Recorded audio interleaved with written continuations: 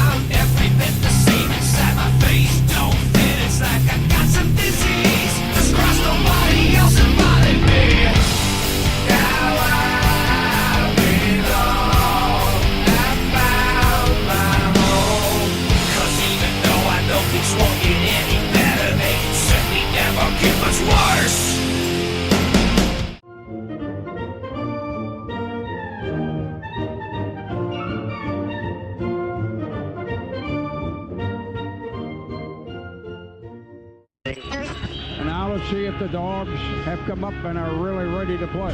Oh, my goodness, clobbered at the 30-yard line. Boom! Here comes pressure. We're going to get him. Nolan Smith, number 4, dragged him down. Bowers breaking away midfield. Bowers will take it to the house all the way. Intercepted. Keely Ringo at the 21. Off he goes. 40, 50, 45, 40, 10, 5. Touchdown, touchdown, touchdown. Georgia, a national championship for a new generation of Bulldogs. Here we go! Well, the defending national champions get their first conference experience today. A road game here at Williams-Brice Stadium in Columbia, South Carolina. 2-0 and number 1 ranked Georgia facing the 1-1 South Carolina Gamecocks. Well, the sun is beating down on the surface here today.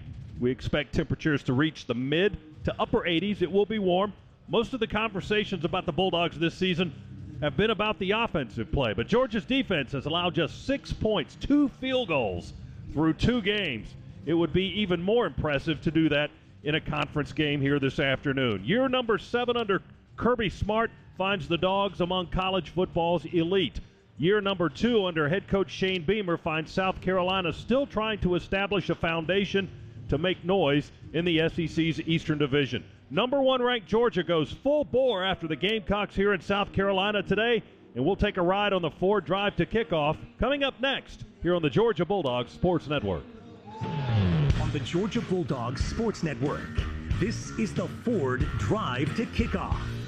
The Ford Drive to Kickoff is brought to you by Ford F-150, official truck of the Georgia Bulldogs.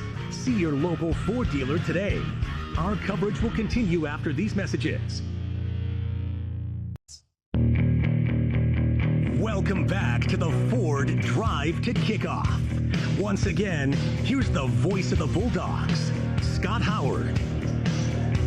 Tackle hard work and make weekends more fun in a new Ford F-150, the official truck of the Georgia Bulldogs. For great offers, see your local Ford dealer today. Z, does your son ever hear the Ford Drive to Kickoff and think it's about him?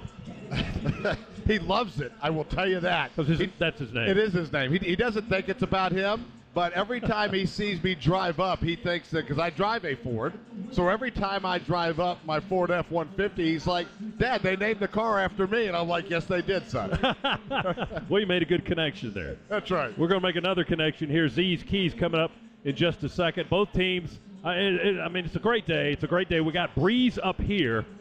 Not sure how much breeze is going on down there. We can check with Shock in just a little bit to see what the comfort zone is down there. But both teams are on the field going through warm-ups. And, Eric, at this point in the game, you know, you're still about 35 minutes or so from getting this one underway. What's the feeling going through these players right now as you're going through your warm-ups and your individual position drills and all that sort of thing? Yeah, you're working out the kinks. You're working out your nerves right now. Before coming out for warm-ups, that's typically when nerves are at the highest, and then they subside a little bit when you're out here getting loose and getting warmed up, and then they really escalate right before kickoff, and then they go away for good once you get hit in the face for the first time. Yeah, so that first lick, there really is something to that. Once you make that first contact, it takes away a lot of the nerves and a lot of butterflies. Everything that you're worried about or a little anxious about, as soon as you get hit and all you feel is pain coursing through your body, that's all you think about at that point. You're like, okay, let me just survive. Well, that sounds like describing us trying to call this game up here, just with our age and our joints and all of that, but we digress. Let's talk a little bit about this contest today, Georgia and South Carolina. The SEC opener for Georgia. Carolina played their opener last week on the road, losing at Arkansas 44-30. Georgia certainly excited to get a mark in the win column in the SEC today. That's what they hope to do. And Eric Zier is going to tell us how they're going to do that with Z's Keys. Z, what do you have? Well, Scott, if there's any place that you want to get off to a fast start, it is in Williams-Brice Stadium. We catch a break today with the noon kickoff. Because you play in this stadium at night with this fan base, they are as energetic and enthusiastic as any fan base in the country. It can become a very difficult place to play if Carolina hangs with the opposing team through the course of a game. So really want to get off to a fast start today, even though you can't feel the energy yet just because it's, we're probably a quarter full in the stadium, still 30 minutes away. But this place will get rocking, so want to make sure that we start fast, eliminate any hope that Carolina may have of hanging tough in this football game. On the defensive side of the ball, it's time to unleash the Junkyard Dogs. This Carolina offense has already surrendered 9 sacks on the season through their first 2 games. The Dogs have only registered 1 sack, which is quite a difference from where we were last year. There's some reasons for that, but today that needs to end. Spencer Rattler, the transfer from Oklahoma, who was had all the Heisman hype around him and behind him a couple of years ago. He is a talented passer. He is a good athlete. If you give him time, he can indeed hurt you. When he's under duress, he can throw the football to you as well. We've got to put him on his back. This Carolina our offensive line has been porous at times this year. 6 sacks against Arkansas, 3 sacks allowed against Georgia State. Dogs need to continue that trend for sure. On the offensive side of the ball, ground and pound, a little grown man football today. Carolina's defensive front, if there's a theme here that you're seeing, a lot of good skill players for this Carolina Gamecock football team, but you get in the trenches, that's where they're weak right now. Defensively, Carolina allowed trenches, that's where they're weak right now. Defensively, Carolina allowed 295 yards on the ground versus Arkansas, 200 versus Georgia State. Off of that very quickly and counterpunch and get vertical and hurt the Gamecock, but there's going to be opportunities to run the football. Finally, turn the red zone into the green zone. If there is get vertical and hurt the Gamecock, but there's going to be opportunities to run the football. Finally, turn the red zone into the green zone. If there is one chink in the armor for this Georgia offense this year, it showed up last week against Samford, where drives stalled as we got into the red zone. Can't have that happen in SEC play. When you play talented teams, when you get an opportunity for a good start against all of those trends. Well, I want you to hit on a couple of things here. You mentioned Spencer Rattler and how if he gets rattled, he can throw the ball to you. Now, we've seen a quarterback has probably more escapability to him, maybe a little more athleticism to him. Just a hair. Spencer Rattler's a better passer for sure, and he brings he can hurt you with his legs as well. But Spencer, one of the questions you had as he's transferred from Oklahoma, was he just a product of Lincoln Riley's system? and all that great talent that he had around him. As you watch tape on him, when he gets time, he can throw the football as well as anybody. I'm very impressed with the way he plays the quarterback position. So I think that he is a more talented quarterback, and all that great talent that he had around him. As you watch tape on him, when he gets time, he can throw the football as well as anybody. I'm very impressed with the way he plays the quarterback position. So I think that he is a more talented quarterback than Bo Nix. I think he's a more talented passer. You still have to keep him in the pocket, but you have got to get him under duress. With Bo Nix, if you allow him to sit and throw the football and try to beat you with his arm, probably he's not going to be able to go do that. Spencer Rattler can, which is why we've got to get to him. Defensively, South Carolina's just peppered with injuries. You can't really use that as an excuse. Everybody recruits. Everybody has good players. Next man up mentality. But talking with some of the South Carolina folks here before the game, they're really down about their chances in this game without having their best. How much do all those losses on defense due to injuries affect this outcome today? But they obviously add up. I think even if they were here, I'd be down on my chances if I were a Carolina fan. It is what we've seen. The offensive defensive front, which, make no mistake, I don't care. You can have the best skill players in the world. If you're not sound up front in the trenches, it's hard to win football games when you're playing against good competition. When you're playing against lesser competition, different story. But this defensive front, they've been on skates all year long. It's hard to beat anybody when that's the case. And then my last question is about special teams. The Beamer name just exudes that in college football. There's always little tweaks and quirks in your special teams units. In their opener against Georgia State, South Carolina, they came after the punch. They blocked 2 punts, and they scored 2 touchdowns on blocked punts. They've also had a long snapper run a football. He has a carry in a game this year. So they trick it up a little bit. How much does Georgia have to be on the lookout for what South Carolina may bring on special teams? No question. Whenever you have a Beamer coach team, regardless of which Beamer it is, they are going to be sound in the specialty team arena. The one disadvantage that they've got, I don't care how much you scheme, when you have to go against 4- and 5-star guys that are on the opposing team, which is what Georgia is, it makes for a long afternoon. All right, that's Eric Zier. I'm Scott Howard, and we are less than 30 minutes from kick here on the Ford Drive to kickoff. Bulldogs and Gamecocks are coming up today in the SEC opener for Georgia. We'll come back for more right after this on the Bulldogs Sports Network. Tackle hard work and make weekends more fun in a new Ford F-150, the official truck of the national champion Georgia Bulldogs. See your local Ford dealer today. Let's go down to the field. DJ's got the coach. Shock. Coach, first true road test on the SEC. In the SEC, what's the message to the team coming in? Message is easy. Leave a mark. Our job is to leave a mark, make sure they know they felt us. They got to feel us today. You got to feel us by how we play. What's one thing you told the team you wanted to improve on from 1 week to the next coming here in this environment? Well, we want to be able to keep our composure. We haven't got a chance to flex that muscle yet. We want to keep our composure. We want to do well in the red area. All right, Coach, appreciate it. Have a good one. All right, back up to you, Scott. Shock, I like that. Leave a mark. Leave a mark, That's baby. the first time we've heard that. I like that. What are your thoughts on that? I like it. I mean, this is an environment where you got to do that. You got to come out and hit them in the mouth early, and I think we've talked about it throughout the entire time. It's like, this is a place that can get raucous, can get loud. You let this crowd get into it, and guess what? It's going to be a long day, but if you hit them in the mouth early and leave a mark, you got a chance to take everybody in this crowd out of it. Shock, you were down there during warm-ups and everything. Anything going on that you can share with us that might be of interest? Just the energy was different. I mean, obviously playing in this environment, you could tell the guys had a different kind of step about it, had a different kind of walk about them. So I enjoyed the fact watching these guys warm up. It felt a little bit different than it did last week. So I'm excited about seeing how these guys go out and play. All right, Shock's going to head into the locker room with this team and listen in on the coach's message, and then Georgia will be out of the locker room in about 20 minutes or so. We're less than 25 minutes from kick. South Carolina is still working out on the field right now. Their band is getting ready to take the field for pregame festivities, and we've got college football coming up in the SEC in about 24 minutes. This is the Ford Drive to kickoff, and we'll continue from Columbia, South Carolina, Williams-Brice Stadium right after this on the Georgia Bulldogs Sports Network. This is the Ford Drive to Kickoff. Now back to Scott Howard and Eric Zier.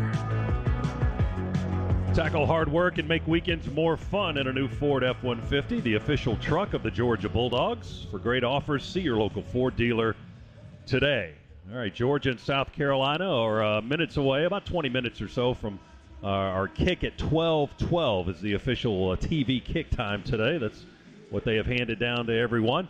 Let's talk a little bit about the coaches and some of the records in this series. Georgia comes in, of course, with a record of 2-0 and back in the number one spot in the Associated Press top 25. The Dogs, after a national championship year and a 14-1 season last year, defeated Oregon in its opener 49-3 in Atlanta.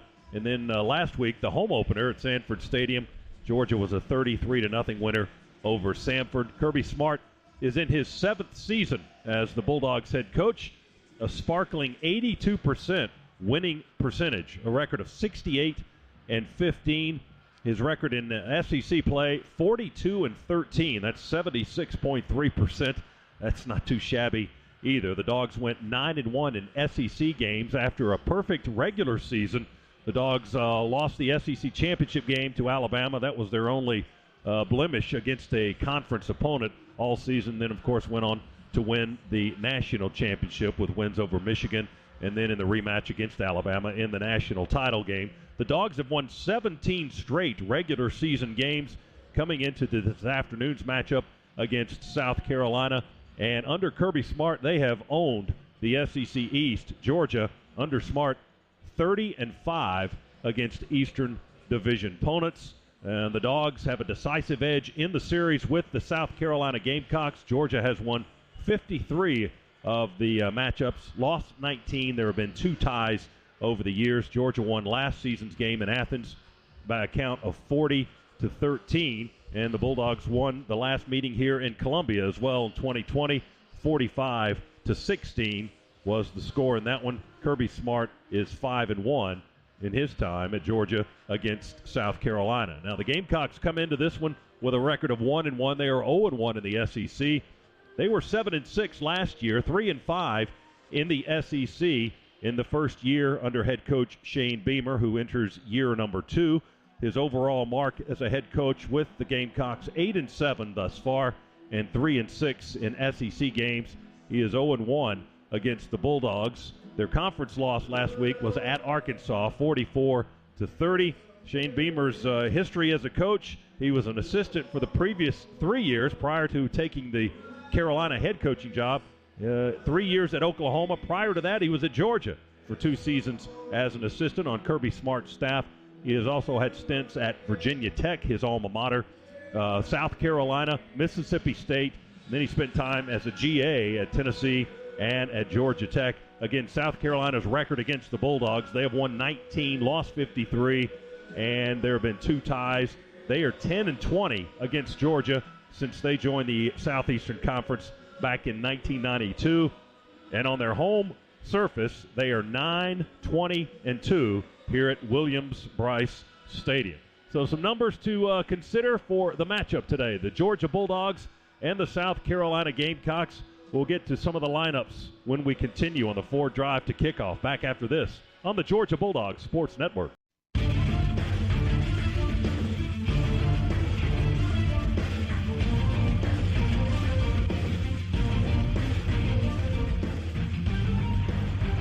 Ford Drive to Kickoff. Welcome back to Columbia, South Carolina. Bulldogs and Gamecocks are coming up this afternoon.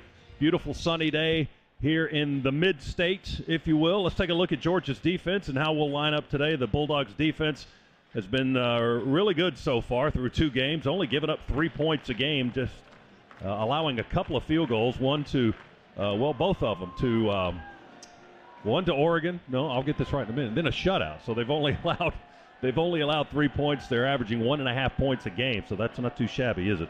The Dogs are giving up less than 80 yards a game on the ground, 141 through the air, and have been rocking and rolling on third down as well. 8 of 29. That's 29% for the opposition.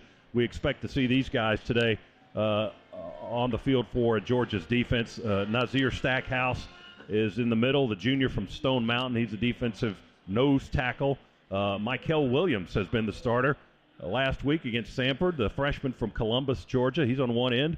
And then the other defensive lineman, Jalen Carter, a junior from Apopka, Florida. The linebackers, Nolan Smith, a senior from Savannah. Jamon Dumas-Johnson, a sophomore from Maryland. Smile Munden from Dallas, Georgia. Robert Beal, a senior from Duluth. And in the secondary, we're looking at Keely Ringo, Kamari Lassiter, Christopher Smith, and Malachi Starks, perhaps Dan Jackson. That's a quick look at our defense. We'll take a look at the offense when we continue. This is the Ford Drive to Kickoff, and we'll be back right after this on the Georgia Bulldogs Sports Network.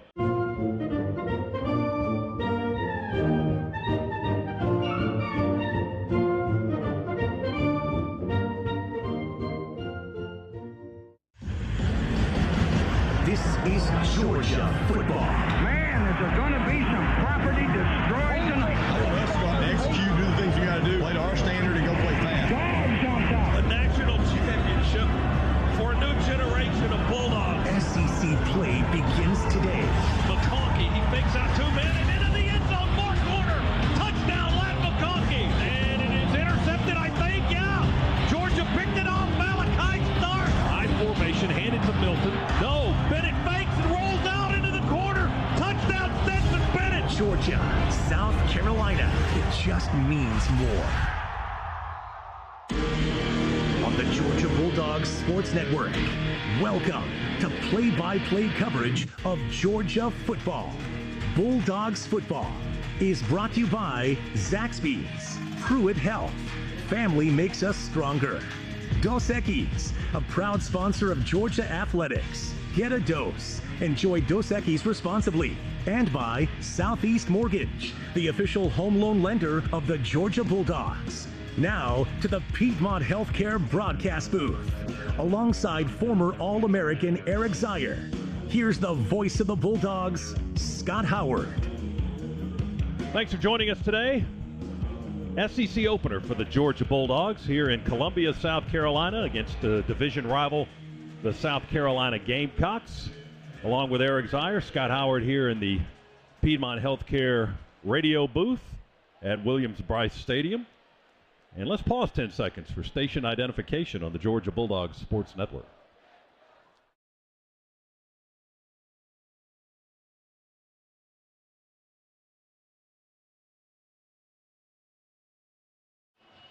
Let's take a look at Georgia's offensive starters, or the guys we project to be starting anyway. We don't have an official list, unfortunately, but we will do our best to give you the guys we expect to see on the field. We'll start on the offensive line for the Bulldogs, which has been very good so far. Cedric Van Pran is the center, redshirt sophomore, 6'4" and 310 from New Orleans, Louisiana. He is flanked to the right by Tate Ratledge. The redshirt sophomore guard is from Rome, Georgia, 6'6" and 315. The left guard has been Xavier Truss thus far, a junior, 6'7" and 320, and he is from Rhode Island. The tackles on the left side, Broderick Jones, redshirt sophomore, 6'4", 310 from Lithonia, Georgia. And on the right, Warren McClendon, a 6'4", 300-pound junior from Brunswick, Georgia. The tight ends are Brock Bowers, a sophomore, 6'4", 230 from Napa, California. Darnell Washington, a junior, 6'7" and 270 from Las Vegas, Nevada. Oscar Delp is a freshman, 6'5", 225 from Cumming, Georgia. Also, Ryland Godey and Brett Seether are tight ends for the Bulldogs. Godey is a junior from Kennesaw, Georgia, 6'6" and 240. At wide receiver, A.D. Mitchell is not available today. We expect to see Marcus Rosemy-Jack Saint, the junior from Pompano Beach, Florida, 6'2" and 195. Kearis Jackson, a senior, 6 feet, 200-pounder from Fort Valley, Georgia. Ladd McConkey, redshirt sophomore, 6 feet, 185 from Chatsworth, Georgia. And that's just the tip of the iceberg at receiver. The Dogs have a lot of skilled players they can throw to. And the guy doing that will be Stetson Bennett, a senior from Blackshear, Georgia. 24-year-old Bennett, 5'11" and 190 pounds at quarterback. And behind him today, Kendall Milton, the running back, a junior, 6'1", 220 from Fresno, California. Kenny McIntosh as well, a senior, 6'1", 210 from Fort Lauderdale, Florida. We'll also likely see Dejon Edwards today, a junior, 5'10", 200-pounder from Norman Park, Georgia, down there in Colquitt County. That's a look at the lineup for the Georgia offense. We're moments away from kick. We'll get the coin toss from DJ Shockley, and we'll run them out of the tunnel as well. It's Georgia and South Carolina coming up today here in Columbia. Back in a moment on the Bulldogs Sports Network.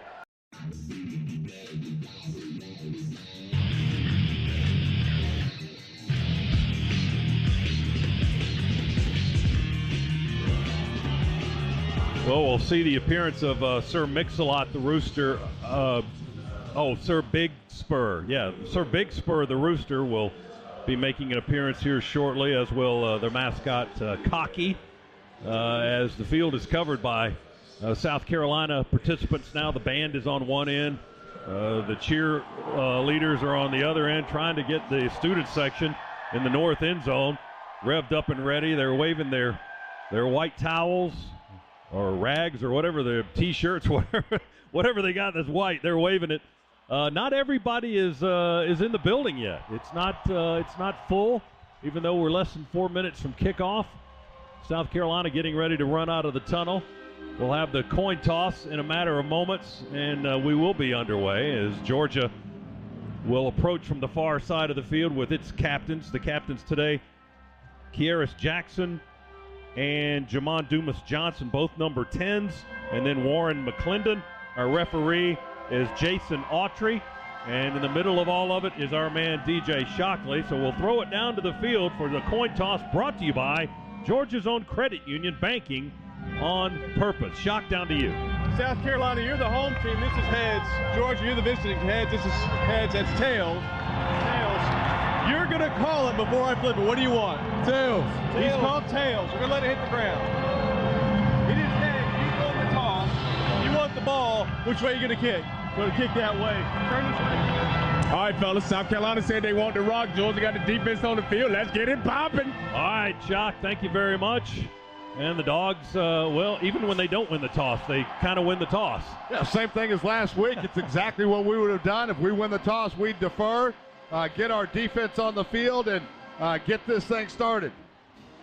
And the Gamecocks running through the smoke and the fire and the traditional entrance music out to our right. And they'll be working on the near sideline. The Dogs will be out of their tunnel to our left and work on the far sideline from our broadcast position high above Williams-Brice Stadium. You can hear the ovation that Georgia, the number one ranked team in the country and the defending national champions, are getting as they run onto the South Carolina playing surface. So in just a minute or so, it'll be time to tee it up here at Williams-Brice Stadium. Opening kickoff powered by Georgia Power. Doesn't matter where in the Peach State you are cheering on the Dogs, Georgia Power is energizing your community. Visit georgiapower.com/community to learn more. All right, the band will make its exit. Everybody will that's not in shoulder pads and a helmet will leave the field except for the officiating crew. Again, the referee Jason Autry today, as he and his crew are encircled on the logo in the middle of the field, going over some last-minute instructions, I would imagine. South Carolina will be in garnet jerseys and white pants and white helmets. So a lot of white on the field, a lot of red in the seats. Georgia in white jerseys, silver breeches, and red helmets. And as we said, it's a kind of a late arriving crowd for some folks. Most of those people in the upper deck. But we expect to see everything filled by the time we get going here in the first quarter. South Carolina will receive the opening kick as they won the toss. They want the ball. And we'll be kicking from right to left, so South Carolina will be kind of looking into the sun. It's high up into the sky, of course, and behind some clouds right now, but watching in the pregame warm-ups, certainly the punt receivers, when they were trying to look up and field that football coming down out of the sky, it was a problem in some instances as that sun is just beating them down right in the face. High above the playing surface here in the Piedmont Healthcare radio booth, as we said, at Williams-Brice Stadium. Bulldogs football today brought to you in part by your Atlanta area BMW centers, providing legendary performance, exceptional offers, and a premium ownership experience at BMW. They only make one thing, the ultimate driving machine. Visit BMWATL.com today, proud sponsor of the Georgia Bulldogs. And BMW says, go Dogs. The Dogs kickoff team has taken the field. Jack Podlesny has it teed up on the 35-yard line, just inside the near hash mark.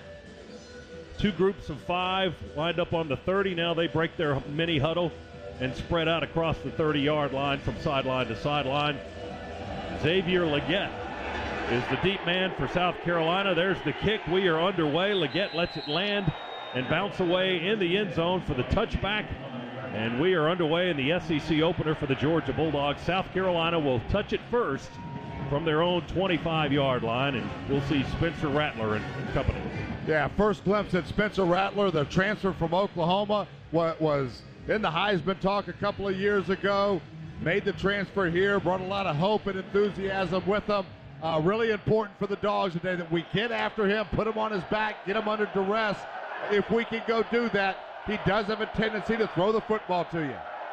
1st and 10 on the 25 for South Carolina. Rattler will start in the shotgun with Lloyd in the backfield. Now he shifts to a wing. Now they go empty with 2 sets of receivers to each side of the end of the line of scrimmage. Rattler to throw, and the pass is caught on the far hash at the 37-yard line. Going low to make the catch was the tight end Austin Stogner, and making the hit at the end of the play was Starks, Malachi Starks, the freshman from Jefferson. But the gain was 12 up to the 37-yard line and a first down for the Gamecocks. Yeah, just too much time there for Spencer Rattler. If you allow him to sit in a clean pocket, he has got the skill set to beat you with his arm. That time able to scan the field, got to his 3rd progression and delivered a strike. Rattler again in the shotgun. Quick play fake to Lloyd. Here comes pressure. He's backpedaling. He's just going to sling it over the Georgia bench. Incomplete. We brought pretty good pressure that time, Z. Jamon Dumas Johnson, one of the guys up in there. And we came from a couple of different angles. Also, Michael Williams had pressure on him, and we just saw Rattler just backpedal and then chunk it out of bounds. Yeah, Dogs played cover 2, no pressure on the first down play. That time, we brought Dumas Johnson off the slot receiver with a little linebacker blitz to get some additional pressure, and it absolutely worked as we were able to collapse the pocket. 2nd and 10, Gamecocks on their own 37. Snap back, a handoff to Lloyd. He turns the corner, cuts up into the hole, across the 40 to the 41-yard line. A gain of 4. Williams and Stackhouse on that defensive line for the Dogs to make the stop for the Bulldog defense. It'll be 3rd down and about 6 to go for Georgia. Little zone read. For South Carolina, excuse me. Sorry, Scott, little zone read there by South Carolina. Dumas Johnson actually read that pretty well, got held by a Carolina offensive lineman. Dumas Johnson got up, so they're looking around, but no flag on the ground. They're going to go a little wildcat here with DeCarion Joyner at quarterback. He was the quarterback in their bowl game last year. Direct snap to him. He takes it and runs off the right edge and right into a wall of white shirts.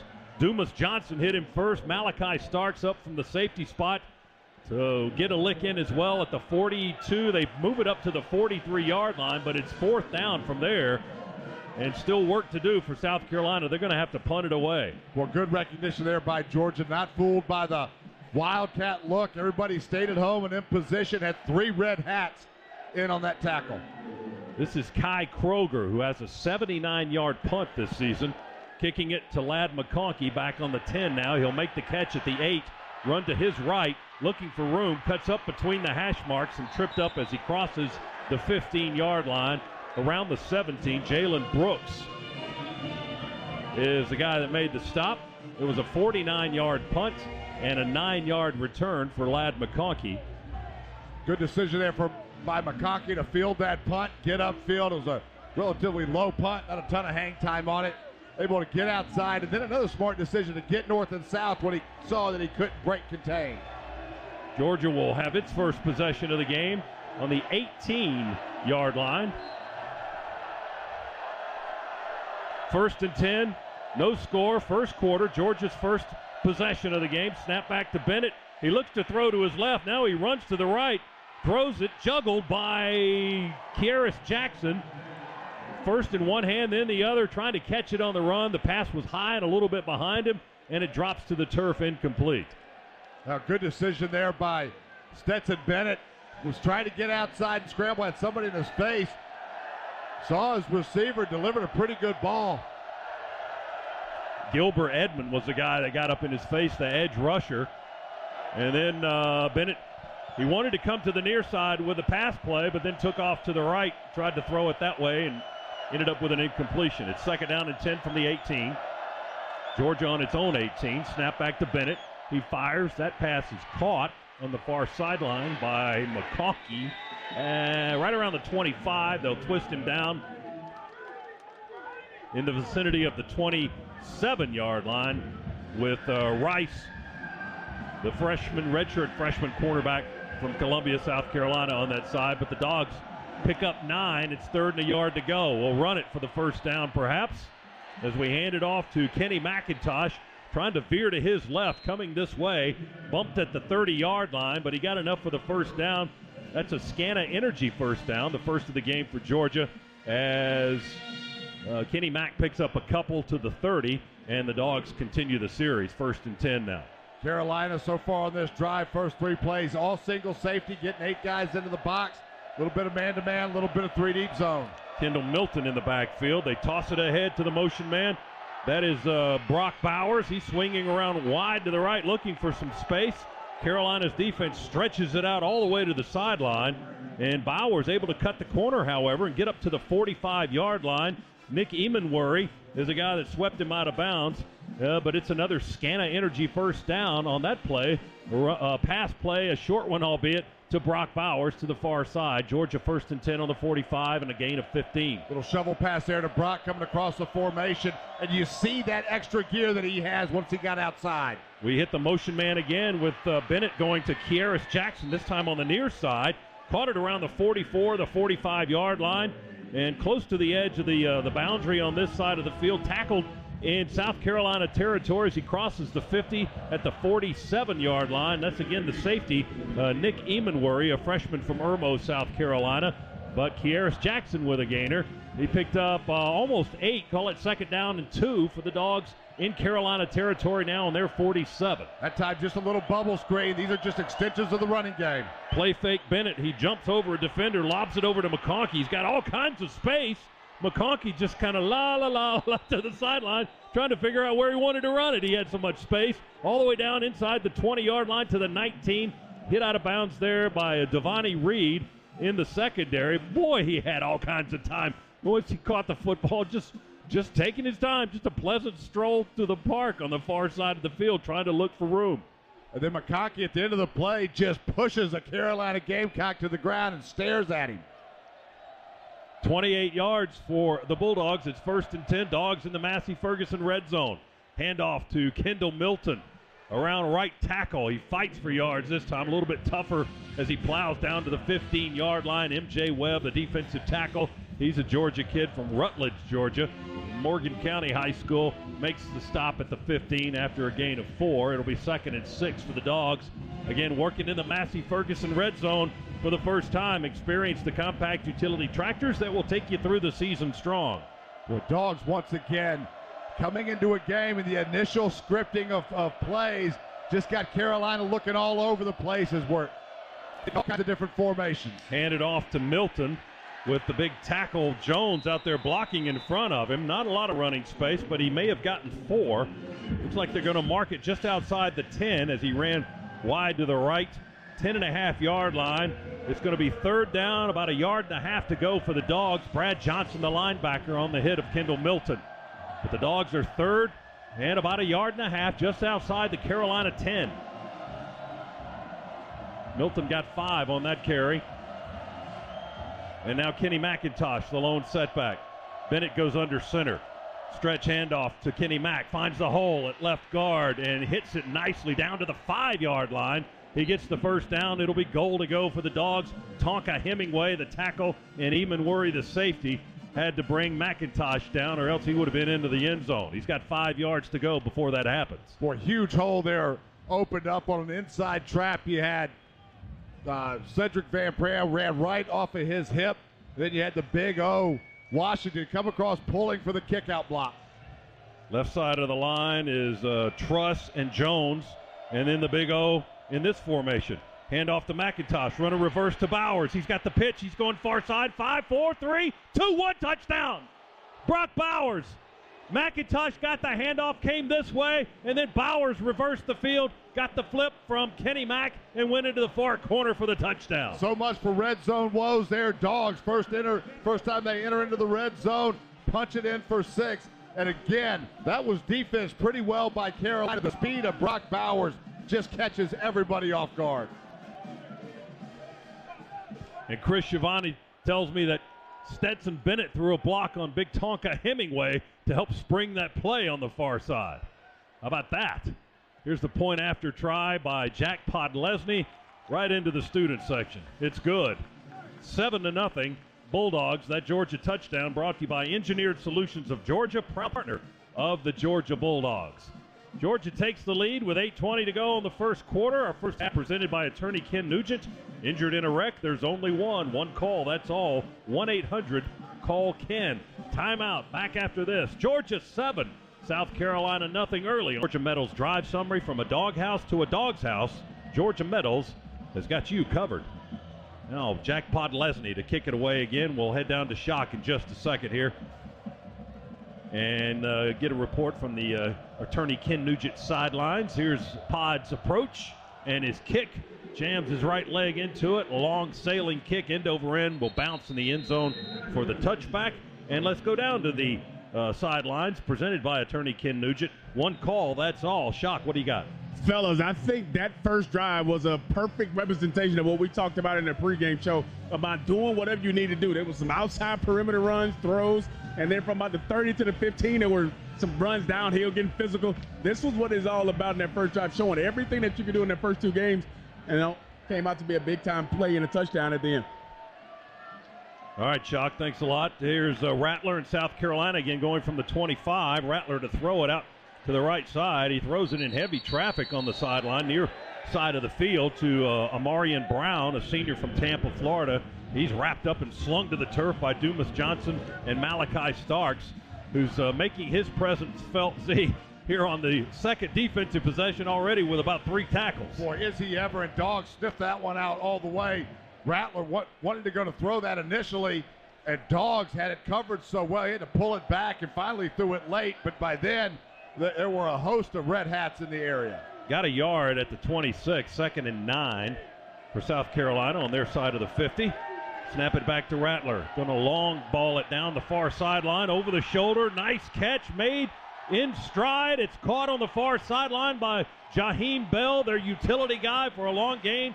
Down to the Georgia 28, tackled by Kamari Lassiter. They had man-to-man coverage, and Rattler put it right on him. I'll tell you, just a takeoff there by Bell, and you're right. Rattler, when he's got time, he can go deliver it with the best of them. Dogs were playing a 2-man. They gave a 2-deep look initially, rolled that up into a 2-man. So Lassiter was one-on-one with Bell, and you just can't throw the ball any better. The coverage was pretty good. Long 46-yard gain for South Carolina into Georgia territory at the 28. They go empty set. Rattler with time. Throws it again. Targets the tight end. Reaches up high, and Stogner can't catch it. Hit him in the hands as he tried to jump. He had a guy behind him and a defender right in front of him. That was Lassiter. Coverage, and Robert Beal with a hit as the ball fell incomplete to the turf. It'll be 2nd down and 10 for the Gamecocks back at the Georgia 28-yard line. Stogner just ran a little slant there again, going after Lassiter. That's 2 in a row right after Kamari Lassiter. See if Carolina wants to try to pick on him a little bit today. Stogner, also a transfer from Oklahoma. Here's a play fake for Rattler. He drops back deep, throws in. He's picked off on the far sideline at the 15-yard line. Starks down the sideline up to the 40, to the 50, to the 45, and knocked out of bounds into the Georgia sideline. Get out the savage pads from Malachi Starks. It's the Dogs' ball going the other way. I don't think Rattler ever saw Malachi Starks. It was a wheel route out of the backfield. Malachi was in perfect position, just had to turn around and pick that one off. Rattler did a little half roll to his right and then threw it back across the field. I never think he saw Malachi Starks. And like we said in the Oregon game, I know he's a freshman, but wherever he is, go away from him.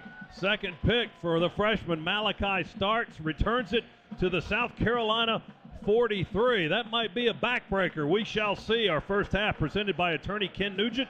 Injured in a wreck, there's only one call, that's all. 1-800-CALL-KEN. A 40-yard interception return. Shea Barbasol, the American original for over 100 years. Better by Barbasol. Along with Eric Zier, Scott Howard here in the Piedmont Healthcare Radio booth at Williams-Brice Stadium. Also in the Piedmont Healthcare booth with us, our spotters during the game, Neil Williamson and Chris Schiavone. And our engineer is Adam Gillespie. Lieutenant Kearney is in our network studios. And DJ Shockley is on our attorney Ken Nugent sidelines. Right now, the Dogs are trying to take advantage of the first turnover of the game. A Malachi Starks interception, a 42-yard return on the pick to the South Carolina 43, and that's where the Dogs will get busy with a 7-0 lead.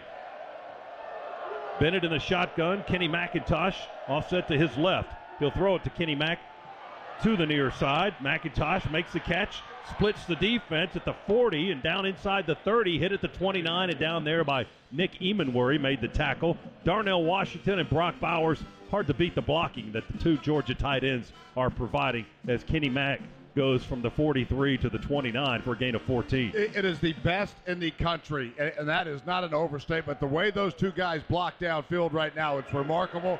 A little swing pass, but because of that blocking, a massive pickup. Going to fake it to McIntosh. Bennett going to keep it and run to the right. He's running on an angle, trying to get to the yard marker, but South Carolina's defense in pursuit as Jordan Birch prevented him from getting the first down, chasing him all the way to the far sideline, but he reaches out the ball right at the end of the run before he goes out of bounds to get a few extra inches on the run. It's going to be second down and about a yard and a half. He got about 8 to the 21. Again, not terrible position there by the Carolina defense. It's just a case of our athletes are better than yours right now. As Stetson Bennett able to break contain for an 8-yard pickup. They work on the far hash. Dogs in white and silver breeches, red hats moving to our left. McConkey comes in motion to the near side. We hand it to Milton, and they go the other way with blocking. Kendall trying to run behind some big offensive linemen on that far side of the field. Only got about 3 or 4 yards, but he picks up the first down at the 17 is where he's wrapped up. Sherrod Green, the linebacker, on the tackle as the Dogs for the second time in the game in the second consecutive possession enter the Massey-Ferguson red zone. It'll be 1st and 10 Georgia at the Carolina 17, leading it 7-0 here with a little more than 5 minutes to go in the opening quarter. This is a great spot on the field to take a shot and try to strike right now. McIntosh flares out to the near flat. Bennett's going to pull it down and run. He shakes one tackler, breaks outside towards the goal line, reaches for the pylon, hits it. Yeah, touchdown, they say. He got the pylon with the ball on the far side. And now Georgia's celebrating in the end zone. The official will have to go break him up because that's right in front of the student section. Don't know on any shenanigans over there. He got away from the free safety Reed, Stetson Bennett, with a nice little jitterbug move to get him outside to the sideline, and he puts the finishing touches on that run into the corner with the score. Boy, what an athletic play right there by Stetson. He was trying to throw a fade in the back of the end zone. That wasn't there. Had all kinds of room to run. Broke a couple of ankles en route to get outside, then reach out and get the pylon with the ball. Just a fantastic play. They may be looking at it to see if he stepped out of bounds, though. They are. They're going to look at it to see if he got in the end zone. So the play is under review. They have called it a touchdown on the field. It was a 17-yard run by Stetson Bennett, but now the play is under review.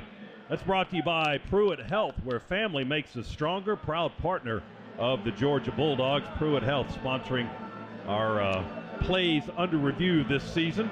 And our referee, Jason Autry, is taking a look at the little mini monitor. He has the headset on of our officiating crew. Yeah, we just saw the replay. He did indeed step out before he was able to launch into the air to get to the pylon. So they'll bring that back to the, not sure exactly where he stepped out, but 1.5 yard line, 2 yard line or so. Should be goal to go, though, when they change the ruling on this play. At least that's what we're expecting. So it will be 7-0 with the Dogs on the After video doorstep. review, the runner steps out of bounds with the ball just past the 2 yard line. It'll be 1st down for Georgia. Moral victory for South Carolina fans right now. They cheered that call, but Still on the 2-yard line. Oh, but, any hope is good hope, I guess. Any hope is good hope, and right now, you see the way this game is going, you better cheer that. It might be the last thing you get to cheer all game. Dogs driving towards that South Carolina student section. Goal to go on the 2. The ball is actually just inside the 2-yard line. 4:58 on the clock, first quarter. Georgia with a 7-0 lead. And looking for more. 3 tight end formation here. McIntosh in motion to the right. Handed off to Milton. He runs in at right guard and right tackle, and they just push him into the end zone. Touchdown. Kendall Milton on a 2-yard run. Boy, right behind Tate Radledge. Carolina on skates, just moving backwards. Pretty easy conversion there for 6 more points for the Dogs. 13-0 anyway, after the Stetson Bennett original touchdown was changed because he had stepped out of bounds around the 2. Now we'll try the point after with Jack Podlesny, the Dogs' second touchdown of the day. Brought to you by Engineered Solutions of Georgia, proud partner of the Georgia Bulldogs. Payne Walker to snap it, Stetson Bennett to hold it, Jack Podlesny to kick it, up and good. The extra point makes it 14-0. Our first half today is presented by attorney Ken Nugent. Injured, you know who to call. There's only one. One call to make, 1-800-CALL-KEN. New score in South Carolina. Bulldogs 14, Gamecocks nothing. First quarter on the Georgia Bulldogs Sports Network. When you get the delicious Zaxby's chicken finger plate, one sauce is just never enough. But don't worry, because we have 12. With 2 carries, getting Brock Bowers involved in the football game early as well. He's already got 1 catch for 15 yards. Got the touchdown run himself, 5 yards. So Dogs doing exactly what they want. Jack Podlesny to kick it away for the 3rd time in the quarter. Sails it deep, this time about 8 yards deep in the end zone as Xavier Leggett, the return man, walks away from the ball. They'll take the touchback, and they'll take possession at their own 25-yard line. And Georgia fans, StubHub's the easiest way to experience every Bulldog game. Use Virtual View to find your perfect spot. Get your tickets delivered instantly and use your phone to get inside Sanford Stadium. StubHub's the official fan-to-fan ticket marketplace of the Georgia Bulldogs. StubHub, be there. 1st and 10, South Carolina again at their own 25-yard line. And here we go. Georgia with a 14-0 lead. Rattler to hand it off to Lloyd, who starts right, cuts back between the hashes, crosses the 25, and tripped down at the 27-yard line. The linebacker, Jamon Pop Dumas Johnson with the stop after a 2.5, almost a 3-yard pickup for the Gamecocks.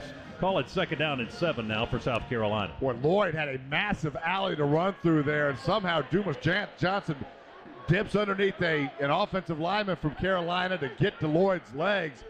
But well set up football play, just the athleticism of number 10 for the Dogs on display.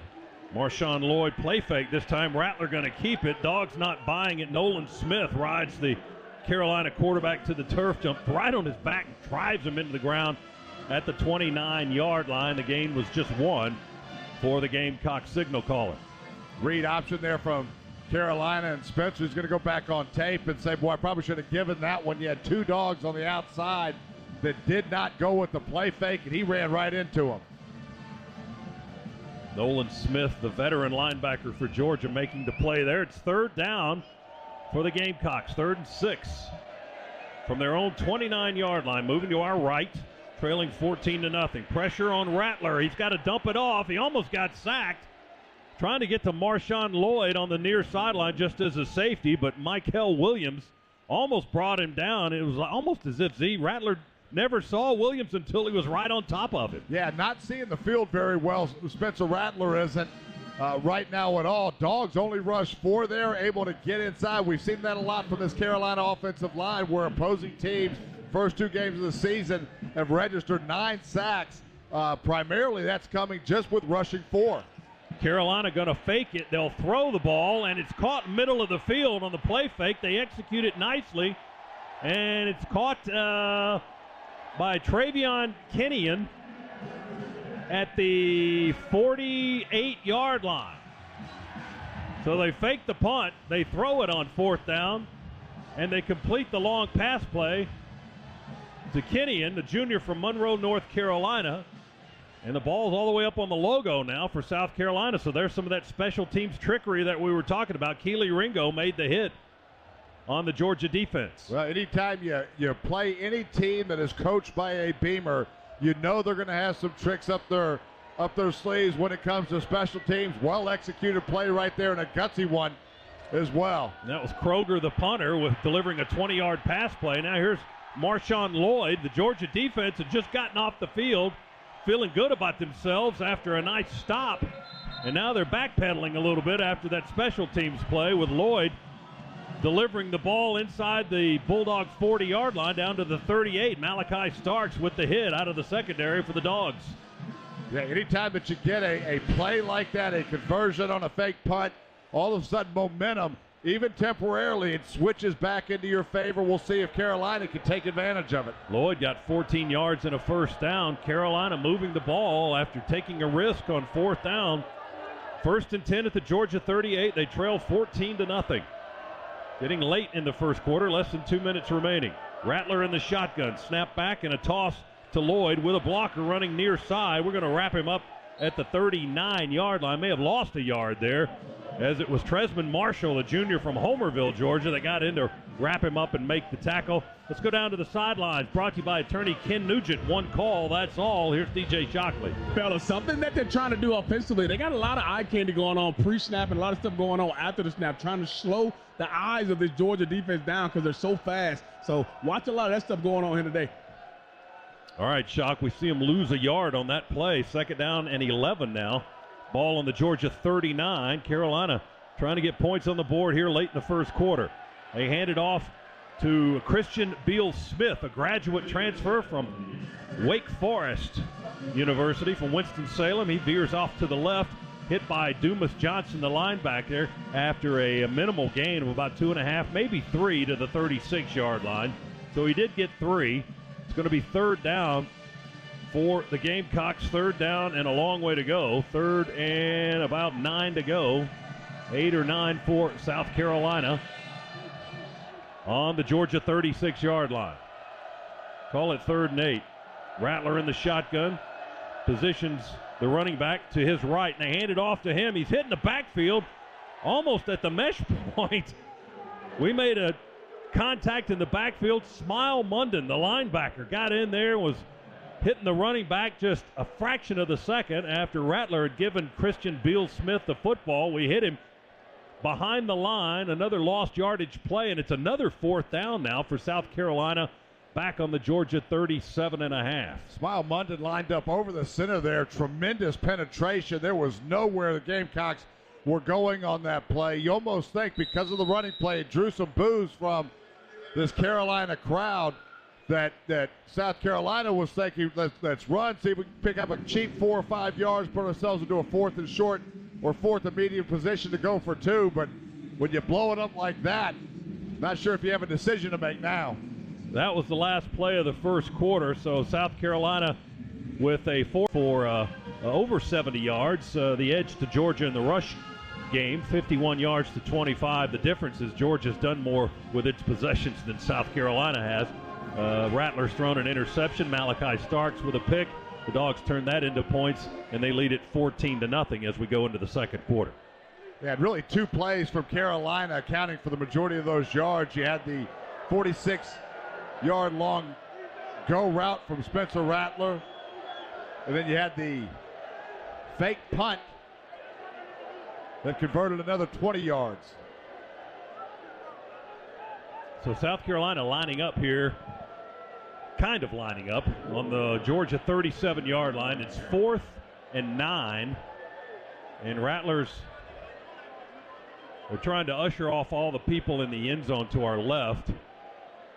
They're still that's why the game is being held up. Spencer Rattler just kind of roaming around in the backfield. South Carolina's offense is on the field. They've got 3 receivers wide to the right. And now Shane Beamer wants to know what the heck's going on. He's coming off the sidelines because they're still ushering a lot of those young ladies off the field in the end zone. I don't know if that was a sorority or what that was.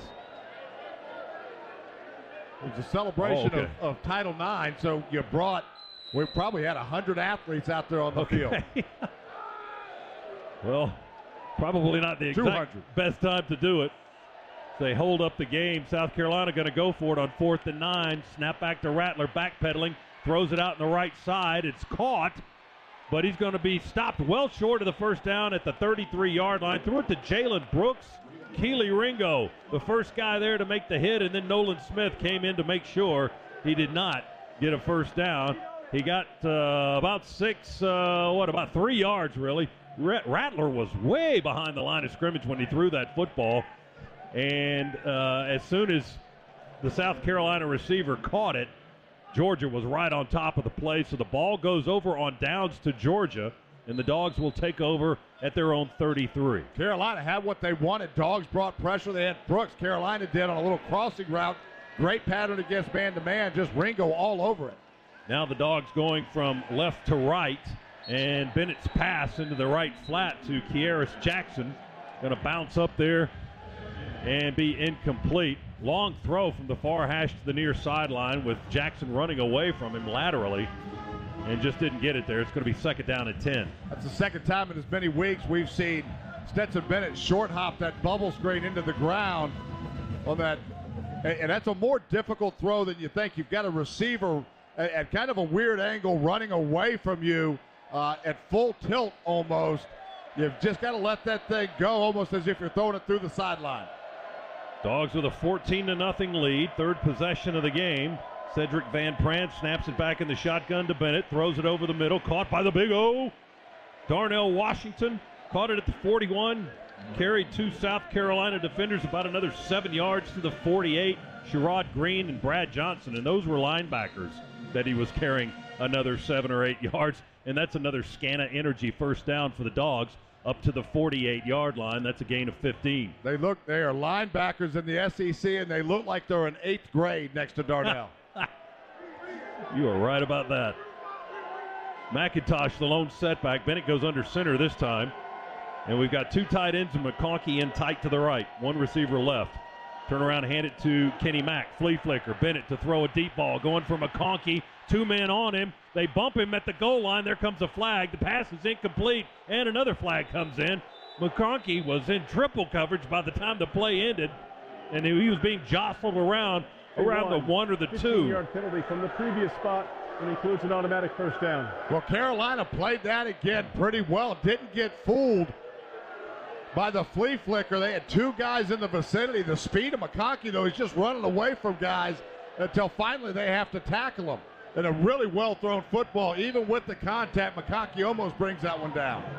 Nick Emanworry and Darius Rush were the guilty parties. The flag was thrown on Emanworry, the freshman strong safety. He's filling in for R.J. Roderick, the starter and the veteran who's not available today.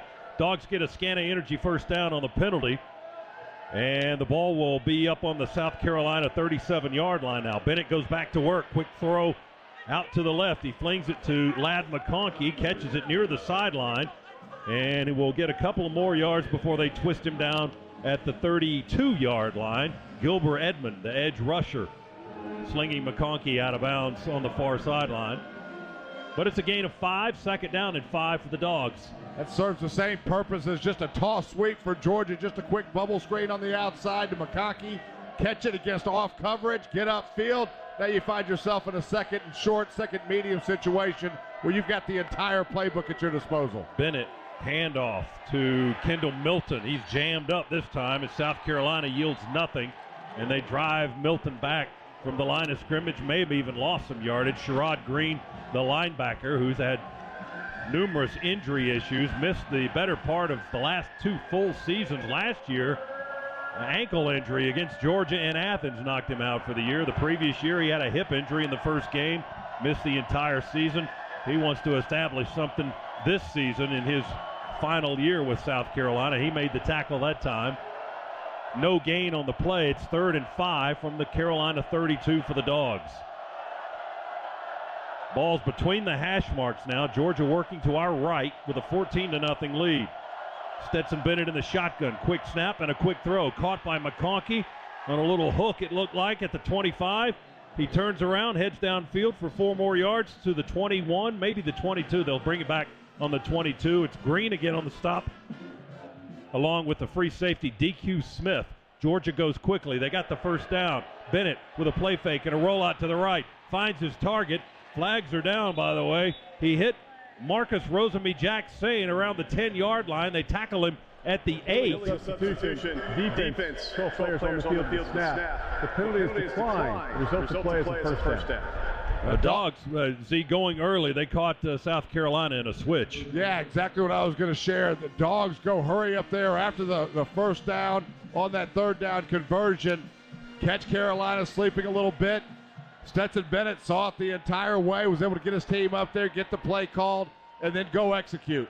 And that 15-yard play to Marcus Rosemy-Jackson puts the Dogs in the Massey Ferguson red zone once again. Goal to go at the Carolina 7. Empty set. Bennett throws for the corner. McConkey's eyeballing it as it comes in. Out of his reach and incomplete as he runs out of space in the back left corner of the end zone. Almost hit the hedges behind the end zone here at Williams-Brice Stadium. Long incomplete pass. It'll be second down there. DQ Smith had pretty good coverage on Ladd McConkey, and Bennett tried to put it up over the defender and out in front of our receiver to try and go get it, but unsuccessfully that time. Dogs had what they wanted, had man-to-man on the outside against a trips formation. Ladd McConkey in the slot of those trips, so right in the middle, just runs a fade, ran a hitch on the outside. But again, really good coverage there by Carolina. Dogs on the South Carolina 7. Taking time here, play clock at 9. We're still in the huddle. Now a quick break, up to the line. Second and goal from the 7. Bennett under center, man in motion near side. Flip it to Milton the opposite way. Trying to shake a man at the 6, can't do it. They wrap him up nicely. O'Donnell Fortune with the stop around the legs of Kendall Milton, unable to give a man a move on that side of the field. Had a lot of space to run, but there were a lot of garnet shirts over there, and they make the stop at the 7. No gain on the play. And Georgia will be facing third down. He got about a half a yard, perhaps. The ball's inside the 7, but not quite to the 6. Dogs tried to go a little misdirection there. You fake the sweep to the strength of the formation and then just pitch it right back to the single back in the backfield, but Carolina not fooled.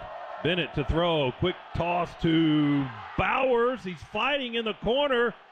They say touchdown right on the left edge of the end zone. I don't know how he was able to scrape a foot down in bounds, but they say he caught it. He definitely caught it. Did he get the feet in? They say yes, and that's a touchdown for Brock Bowers and Stetson Bennett. Now, they may take a look at this one because it was close. Boy, he was getting pushed out of bounds right as he was catching the football as well.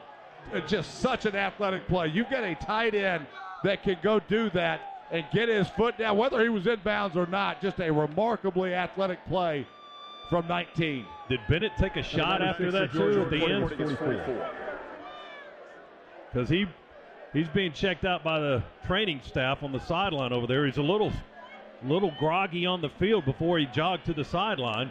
He may have taken a shot at the end of that. Here's the point after attempt by Jack Podlesny, and that's up and good. And that Brock Bowers touchdown reception of 6.5 yards brought to you by Engineered Solutions of Georgia, proud partner of the Georgia Bulldogs. So it's 21-0 Georgia now as we pause 10 seconds for station identification on the Georgia Bulldogs Sports Network.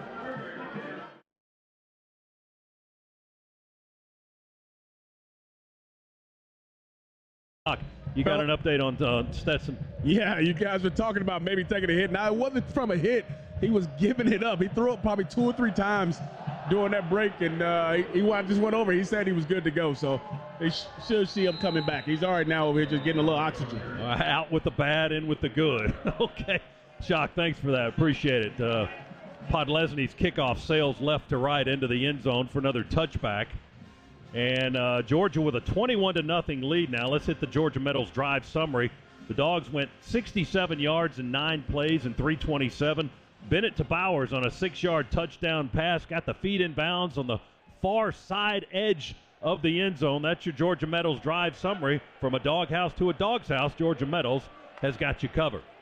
South Carolina, again, 1st and 10 at the 25. A swing pass out to the near side to Josh Vann, the veteran from Tucker, Georgia.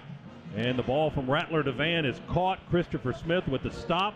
behind the line of scrimmage at the 24. They lost a yard on the play. It'll be second down and 11. Well, you try to go east to west against the speed of this Georgia defense. It is just very, very hard to do. Dogs sniffing out those swing passes and bubble screens and getting to the point of attack very, very quickly.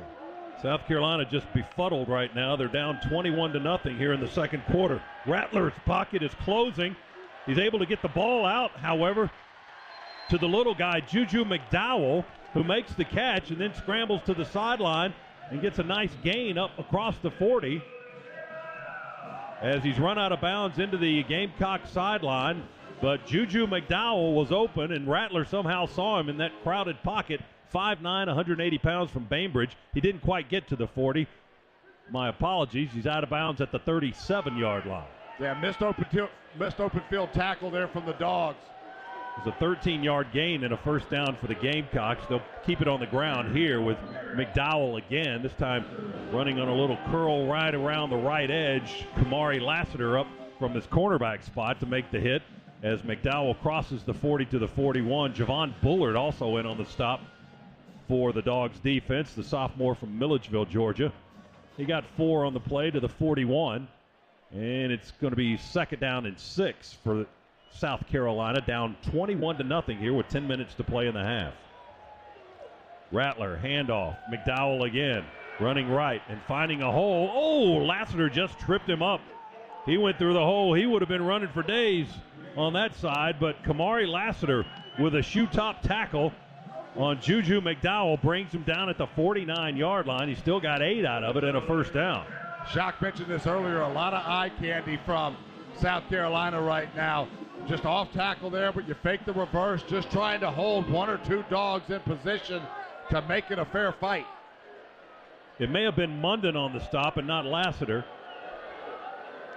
They were both in the vicinity. 1st and 10, South Carolina on their own 49. They're scoreless today. Rattler with a quick throw to the right. Tresman Marshall all over it as the pass is complete to Leggett. And as soon as the ball hit his hands, Tresman Marshall hit him and knocked him out of bounds right in front of the Georgia bench. They generously award him a yard on the play up to the 50. I didn't think he got that. They'll call it second down and 9. Just a quick flat route there from Carolina, and you're right, Marshall read that all the way, and just the speed again to get to the point of attack and get to the ball. Impressive from the red and black. Gamecocks ball, second down and 9. This time Rattler showing he's going under center. One back, McDowell way back in the backfield as the lone setback. And false start on South Carolina, I believe, the right tackle, or the left tackle, who is Dylan Wanham. Normally plays right. They flipped him to the left side today due to some injury situations. False start. Offense, number 79, 5-yard penalty, remains second down. So that'll put the Gamecocks back on their own 45-yard line. What we've grown accustomed to there, Dogs shifting their defensive line late in the cadence and force that false start from the offense happen there once again. That's the second penalty for South Carolina. Georgia has yet to be penalized here.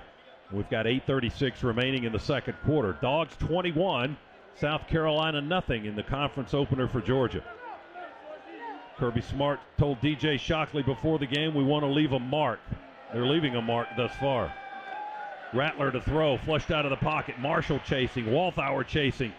Now they'll have to go chase the football because it ends up almost in the crowd. He hangs it up high, throws it into the Georgia bench, incomplete. Spencer Rattler got forced out of the pocket to his right. They flooded the zone to Spencer's left there because he got over on the right, out by the right, the numbers on the right side of the field. Nowhere to go. Good decision just to throw that one away and live to fight another down.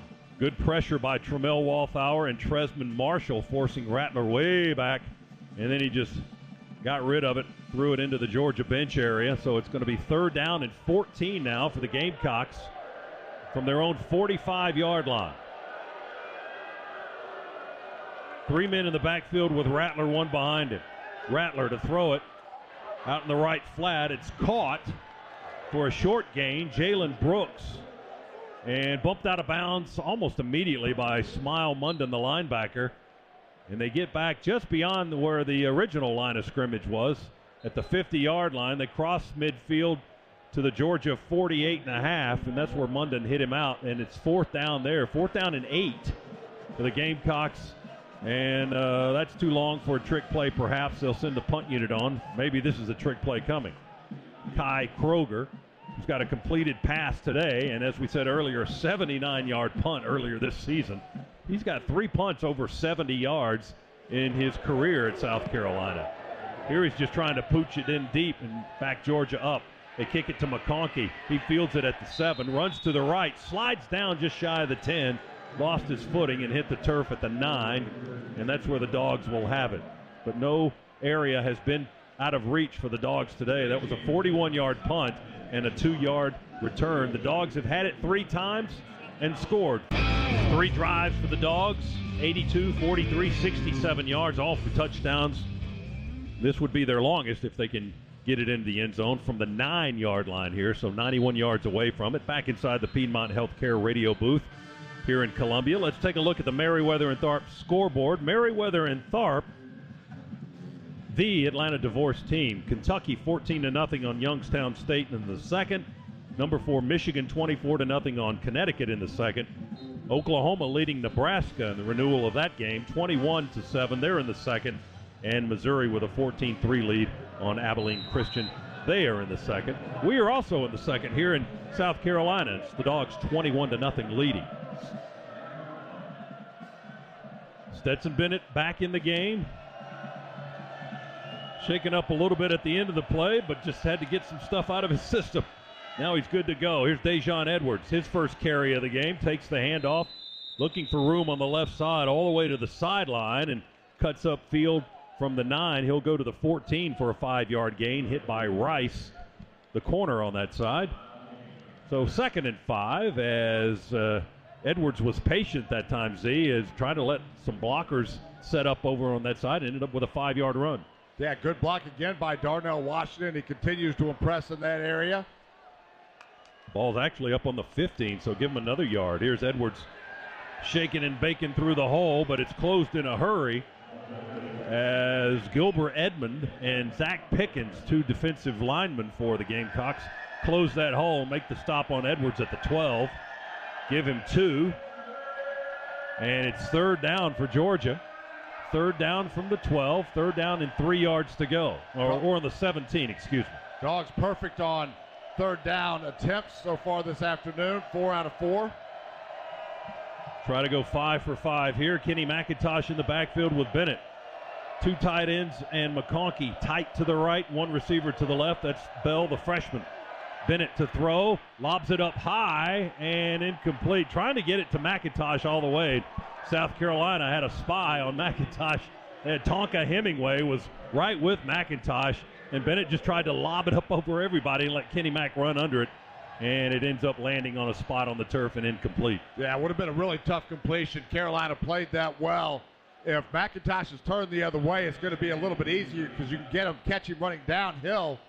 But that one, he was just trying to get it. McIntosh was trying to get his shoulders turned, and very tight window for Stetson Bennett to drop that one into. First punt of the day for the Bulldogs. Here's the freshman Brett Thorson from Melbourne, Australia. Josh Van back deep. There's the snap back. A flag is down. Thorson punts it away from the return man. It's going to short hop him, too, on the 50 and roll dead into the South Carolina bench at the Gamecock 40. But again, there's a flag down back at the 14 and 15-yard line. There are 2 flags on the field.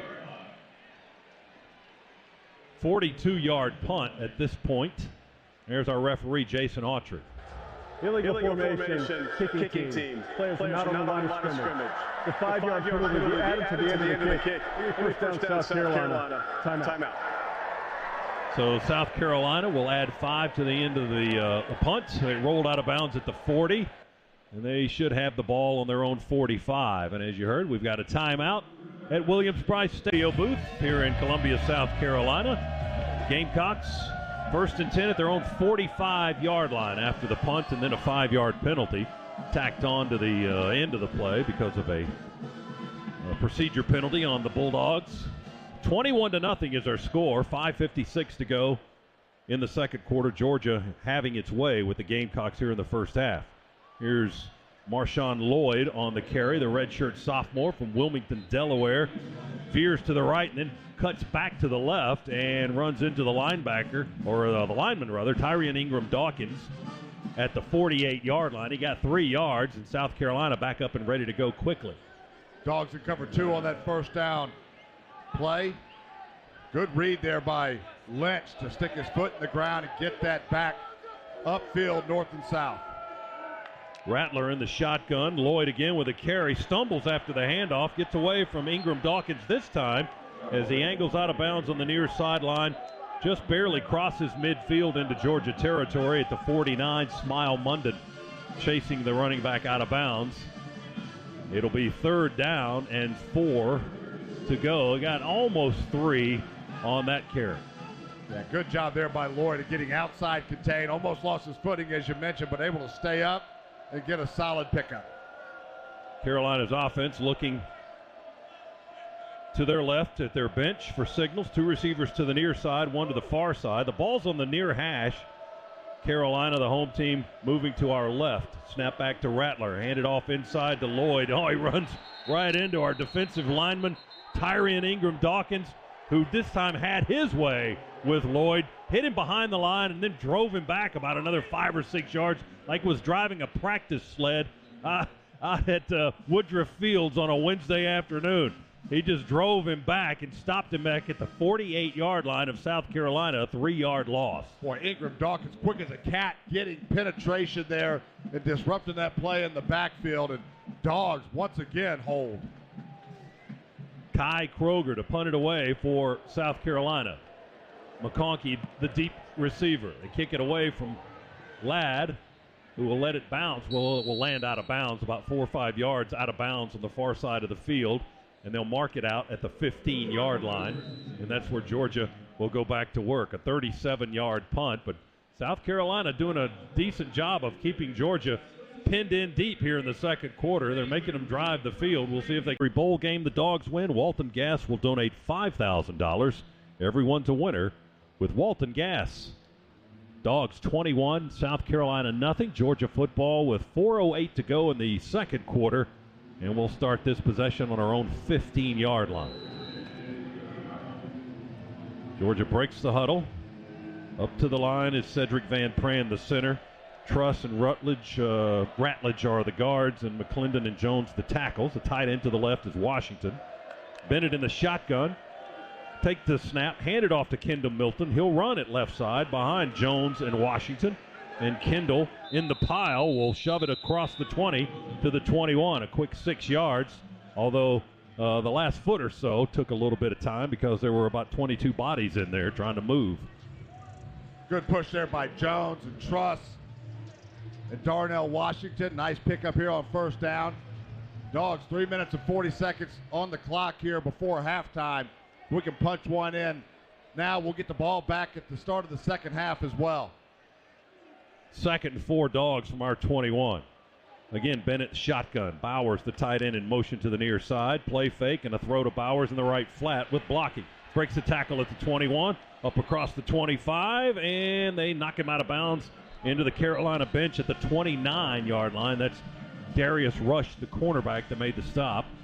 But the gain is 8, and it's a first down for the Bulldogs on their own 29-yard line. Bubble screen to Brock out on the right side. This is a throw that Stetson's been struggling with a little bit that time. Let the ball go. Nice ball, nice delivery out to Brock, and easy pickup for the first down. Able to work Bowers today. He's got 3 catches, 29 yards, already a touchdown. And he's on the right edge as a wing. Bowers, or Bennett rather, up directing some traffic. Play clock at 5. McIntosh in the backfield with him. Stetson to throw. In the pocket, he bounces, he throws, and target is hit. That is Blaylock, Dominic Blaylock, on a crossing route from left to right. Hit him around the 45-yard line or so, and he's tackled at the 48 by Rush, the corner again. Good to see Dominic Blaylock in there getting a ball. Boy, good job by Stetson Bennett, standing tall in the pocket there. He had a Gamecock coming right at him and able to deliver that with a Garnet jersey in his face. He got 19 on that throw to Dominic Blaylock. 1st and 10 Dogs on our own 48. Clock at 2:08. Fake the toss to McIntosh to the left. Oh, he's got Bowers open on the right. Brock catches it around his waist at the 50 and works his way down inside the Carolina 40 to the 38 on the near sideline. Nick Emanwari left to tackle the hefty Brock Bowers on the near sideline, but another big game, and it looked like an improvisational play by Stetson Bennett. Yeah, well, I don't know how Stetson got the pass off, and I don't know how Brock actually caught it. It was a fake toss sweep. Never fooled anybody from Carolina, so Stetson just had to get rid of it quick and flip it out of his hands, but great athletic play by both those guys. 14-yard gain for the Dogs. Bennett under center.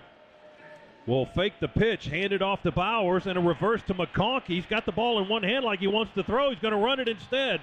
McConkey at the 30, sidesteps a man, and darts another 5 yards before they tackle him out of bounds at the 25.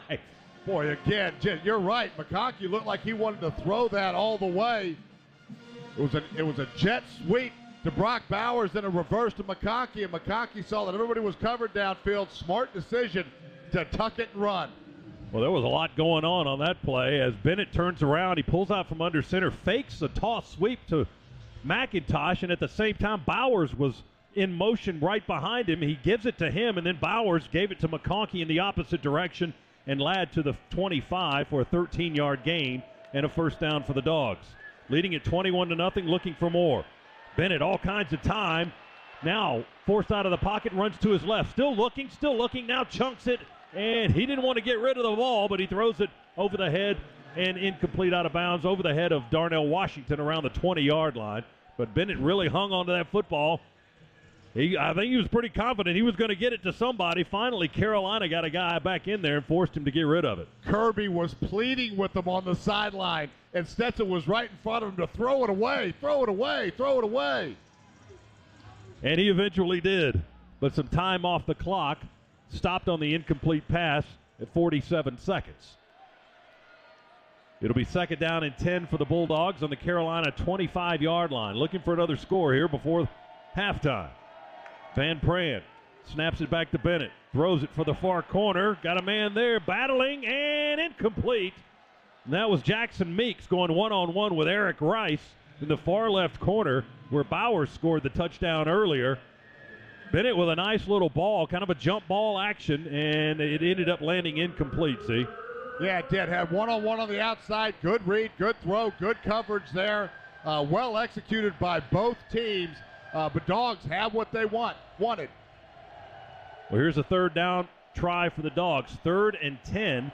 Georgia 4 of 5 on third downs here in the half so far. From the Carolina 25, Bennett in the shotgun, Milton in the backfield. Stetson to throw, same corner, going for McConkey. They battle, and a screen by the defender does not allow Conkey to get to the football, and it's incomplete as they tumble into the hedges. DQ Smith, the freshman, with good coverage for South Carolina on that deep left corner pass, and we'll have to try a field goal. Yeah, we stacked our receivers to the left there just in a twins formation, and had McConkey running an inside fade route. Again, really good coverage there. Not much you can do. We'll try a field goal. We want to remind you to stay tuned for the Breda Pest Management Halftime Report with Neil Williamson. The halftime report protected by Breda Pest Management. With Breda, you don't have to be afraid of bugs. Dogs will try from 42.5 yards. Near hash, kicking right. Snap, hold, kick. Good! Jackpot Lesney with a 42-yarder just before the half. 30 seconds to go. 3 more on the Dogs side, and with that good kick, the good hands at Allstate will contribute to the Bulldogs General Scholarship Fund. Thank you, Allstate.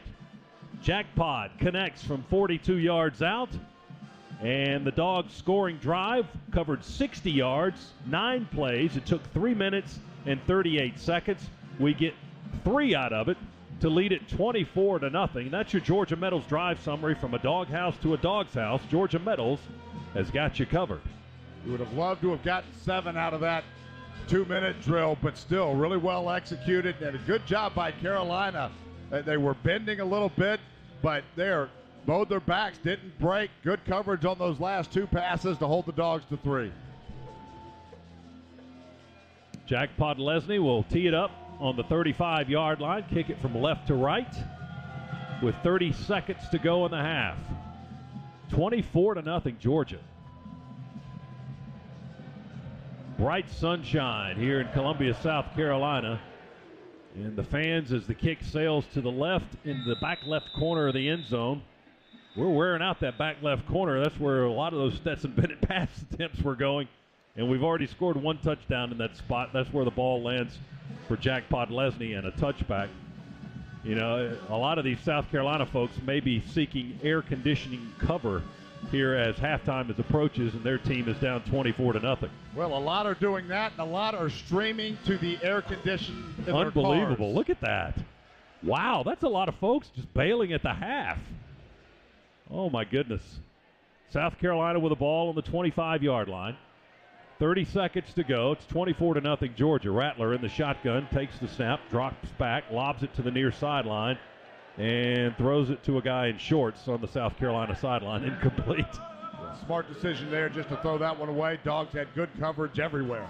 He was trying to go to Austin Stogner, the tight end, but he threw it into friendly territory, into their bench.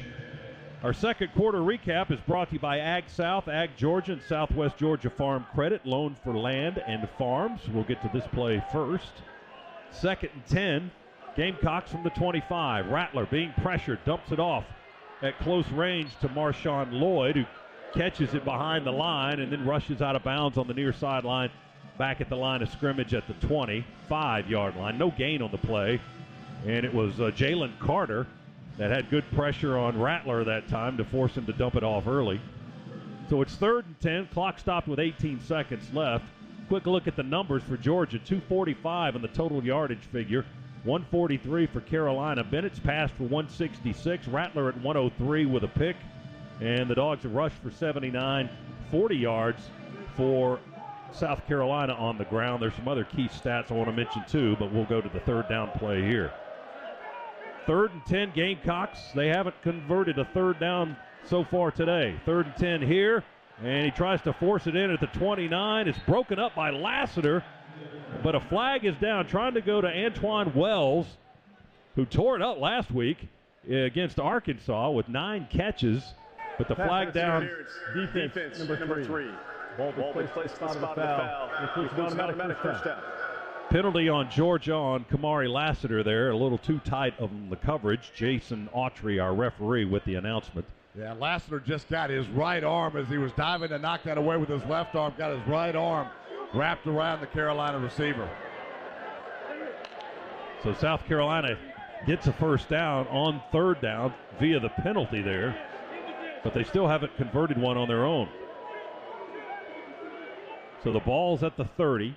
1st and 10 with 18 seconds, no less than that, 12 seconds to go. Rattler hit as he throws. The ball awkwardly comes out of his hand and kind of dead ducks over to the right, almost to the numbers, and it lands incomplete. There were a couple of garnet shirts over there. Nolan Smith is the guy that hit Rattler and forced that awkward-looking pass that just came out of his hand like on the wrong end of the football. Brooks and Stogner were the 2 guys in the area, but the ball lands incomplete with 6 seconds to go. Dogs now dropping 8. You got a host of people that are back deep. 3 secondary guys about 25 yards deep. Their first time out of the half. South Carolina's going to call a time with 6 seconds to go. The clock was already stopped on the incompletion.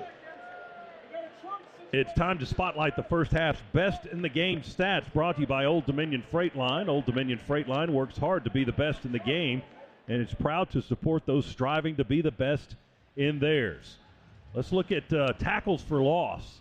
Georgia with 4 tackles for loss. They don't have any sacks, but 4 TFLs. South Carolina has none. The Dogs have had good pressure in the South Carolina backfield, the entire half. Again, they haven't sacked Rattler, but he's backing up like 10, 15, sometimes 20 yards behind the line to elude the rush and throw the football. But Georgia has 4 tackles for loss against their running game. Yeah, no kidding. It really is. If we break through the line of scrimmage, it's like a 20-yard sprint to go get to them.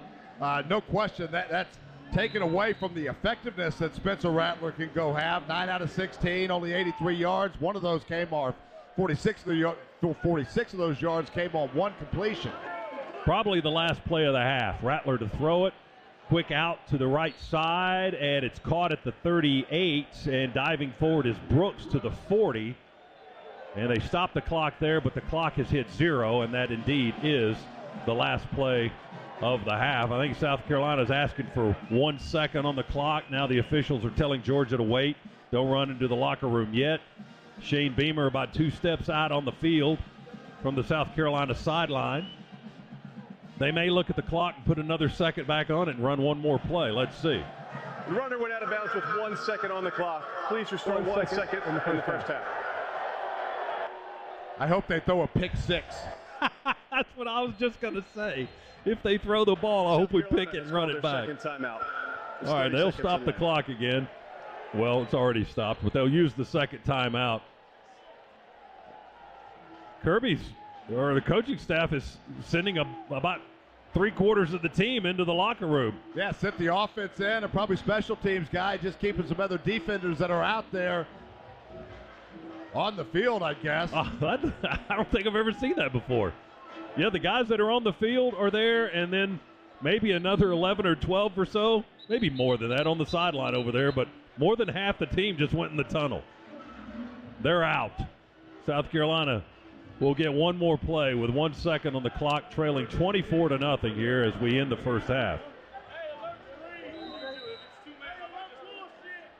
Line of scrimmage is the 40. Rattler in the shotgun. Georgia will have Jalen Carter up over the center. Timeout has been called by Georgia. It's their first of the half. 30 seconds to go. Little gamesmanship here. Draw some boos for the crowd that's still here. Again, still a decent-sized crowd here, but there continues to be a steady stream of garnet and black-clad fans rolling into the parking lot. Yeah, that's a large number of people just leaving even before halftime. I mean, they just bailed. Yeah, the student section that was full coming into the game now is, I don't know, maybe a third full. I guess the party is somewhere else. Maybe in the cockabooses down on the southern end of the stadium.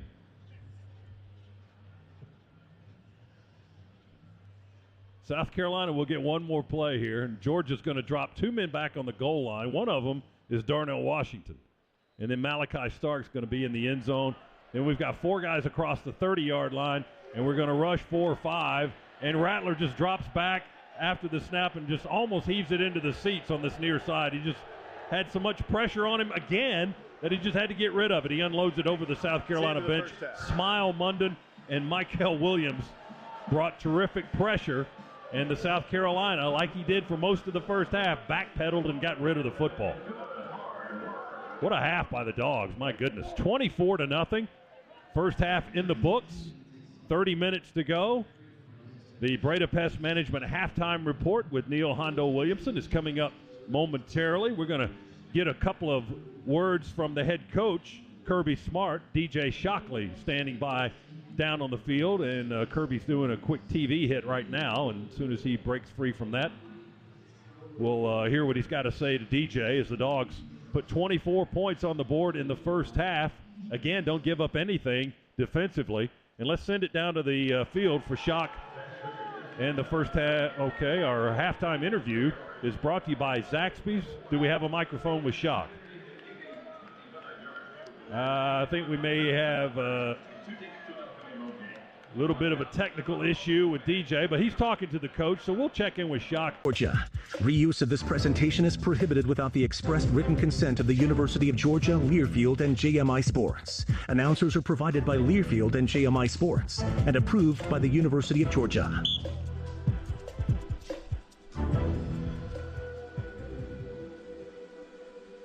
Well, this might be the quietest rendition of Sandstorm in the history of Williams-Brice Stadium. Z, it looks like a spring game crowd now. So many people have departed. And I know there are still a lot of people, I guess, in the stadium concourses and in line for concessions. But, wow, an inordinately large number of folks headed to the parking lot, to the fairgrounds out to our left. Yeah, they're just leaving. They're just giving up. It does. I mean, you've just got a steady stream of Carolina fans making their way into the parking lots here. You're right. You scan the stadium, it looks just like a spring game. We're back in the Piedmont Healthcare radio booth here, almost ready to start the second half. South Carolina will kick it away First time we've seen their kickoff unit. This is Mitch Jeter to handle the kicking duties. From left to right, a little bit of wind high above the field. Not sure what it's doing down on the field. But here's the kick to get the second half underway as Georgia will take it on the goal line. Kearis Jackson straight ahead to the 10, veers to his left to the 20, hit and knocked to the turf right around the 20-yard line. That's where Georgia will start as we check in with DJ Shockley. There's a flag down at the end of the play. Hang on just a second, Shockley. Let's see what the flag is all about. Flag dropped at the 12-yard line. Two of the officials are discussing it. And we should get an explanation from our referee, Jason Autry, on the kick return. Let's see what the deal is. Personal foul against Georgia is the indication. Personal foul, blocking out of bounds after the play. It's a dead ball foul. The penalty is half the distance to the goal. First down for Georgia. Well, that'll put us back on the 10. Let's go down to Shock on the sidelines, brought to you by attorney Ken Nugent. One call, that's all. Shock. Well, fellas, the message at halftime was pretty clear and concise. He used 3 words along with some other choice words we can't use on the radio. But the main thing was make them quit and force everybody else, who all that is here, leave. Well, that's in effect. I mean, it really is. A lot of the fans have quit already, at least of the South Carolina variety. Georgia backed up on the 10 after that penalty to get the third quarter started. We will run it with Kenny McIntosh. He runs right up the backside of one of his blockers. Kearis Jackson runs right into him. Had a big hole there as Kearis was blocking, and it started to close a little bit, but Kenny Mack up to the 17, 18-yard line before Jordan Birch and Emanworry made the stop. Now we've got an injured player for South Carolina that's going to stop play at the 21-yard line. He's being tended to by the training staff. And that's Emanworry, the player who was shaken up.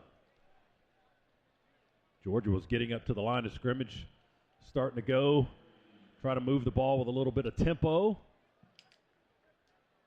And Emanworry will hobble to the near sideline as he went down about 10 yards in front of their bench.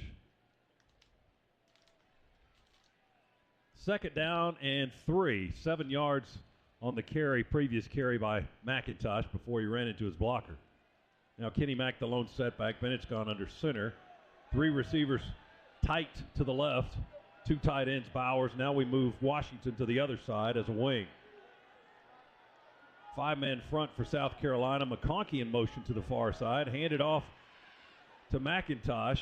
And it looked like there was some confusion on the blocking assignments of some of the offensive linemen, but Kenny Mack does the best he can and drives straight ahead. A little bit of daylight there across the 20 to the 22. Zach Pickens makes the tackle, but Georgia picks up a Scana Energy first down. Z, did you see some confusion there? It looked like Warren McClendon, I don't know if he didn't know who to block or he just didn't see it in time. Yeah, it just looked like we were a little slow getting off the ball, but Ratledge and McClendon still enough of a push there to get going. Yeah, they got the first down out of it, so that's a good thing. Play fake and a throw by Bennett. Wide open down the middle is Brock Bowers. Breaks a tackle at the 49, changes directions. There he goes. He's West Coast chilling. The Napa California native into the end zone. Touchdown, Brock Bowers. Boy, blown coverage there by Carolina left. Brock running absolutely wide open down the field, and that man gets the football in open space. He shed 1 tackle and then ran away from everybody else. He's a man amongst boys. He gets into the open field. You can't stop him. He broke away from O'Donnell Fortune, broke the tackle of the cornerback, and then gave a move to B.J. Gibson that had him picking up his laundry. And he just changed direction and sprint into the end zone. And when a guy can run 21, 22 miles an hour, you're not going to catch it. No, you're not. Georgia 30-0 with the point after try coming. And the extra point by Podlesny is up and good. And Brock Bowers, touchdown, brought to you by Engineered Solutions of Georgia, proud partner of the Georgia Bulldogs. The Napa, California native having a big afternoon. 5 catches, 121 yards today, and that's his second score. Not too bad for the All-American. 13 minutes and 21 seconds to go, third quarter. It's 31-0 Georgia. Our second half is brought to you by First Franklin Financial. Career receiving yards for Mr. Bowers. The drive took a minute 31 to cover 90 yards in only 3 plays. That's the Georgia Metals drive summary. From a doghouse to a dog's house, Georgia Metals has got you covered. A low line drive kick, a little wobbler that sails over the end zone line and just inside the pylon and out of bounds in the back left corner of the end zone for a touchback by Jack Podlesny. South Carolina begrudgingly will send its offense back out onto the field. Start from the 25. Bulldog fans, Georgia football is brought to you in part by Dos Equis, a proud partner of Georgia athletics. Get a dose and enjoy Dos Equis responsibly. 78 yards to Bowers. He did most of the work, breaking a tackle and then making men miss, and then just turning on the jets. Handoff, hitting the backfield. Nolan Smith just swallowed up Marshawn Lloyd, the redshirt sophomore, 5'9" and 212 from Wilmington, Delaware, and I think Nolan just sent him back to Delaware. A 4-yard loss back to the 21. Boy, you can just see this young defense grow and grow in confidence. They are getting more aggressive, attacking, getting penetration, just flexing that championship muscle. 2nd and 14 for the Gamecocks on their own 21. Rattler empty set out of the shotgun. Throws to the right, caught at the 28. Up high, reaching in the air was Jalen Brooks. Both hands up around the ball, and then hit out of bounds at the 34 on the near sideline by Keely Ringo. So nice. 13-yard pickup. Not quite a first down. It's third and about a yard. Nice route there by Jalen Brooks. It was just a stop route right at the change, but he turned Keely's shoulders. We're going to run it for the first down with Marshawn Lloyd. He angles left at left tackle and will pick up the first down yardage, plus a couple more to the 37-yard line. Lassiter, the corner, and Bullard, the safety, on the tackle for Georgia. Ball's on the 38 for South Carolina. They got a first down. 31-0 Dogs here in the third. Throw it to Lloyd. One-handed grab out in the left flat. Nice catch at the 40, and he had a man almost right in his face at the time. Lassiter made the tackle. No, Dumas Johnson made the tackle. Lassiter was the guy in coverage when he initially caught the football. At the 42-yard line is where he's down. A gain of 4. It'll be 2nd down and 6, Gamecocks. Boy, it was a one-handed snag there by Marshawn Lynch, and then able to make Lassiter miss. Rattler with one man in the backfield, Lloyd with him off to his left.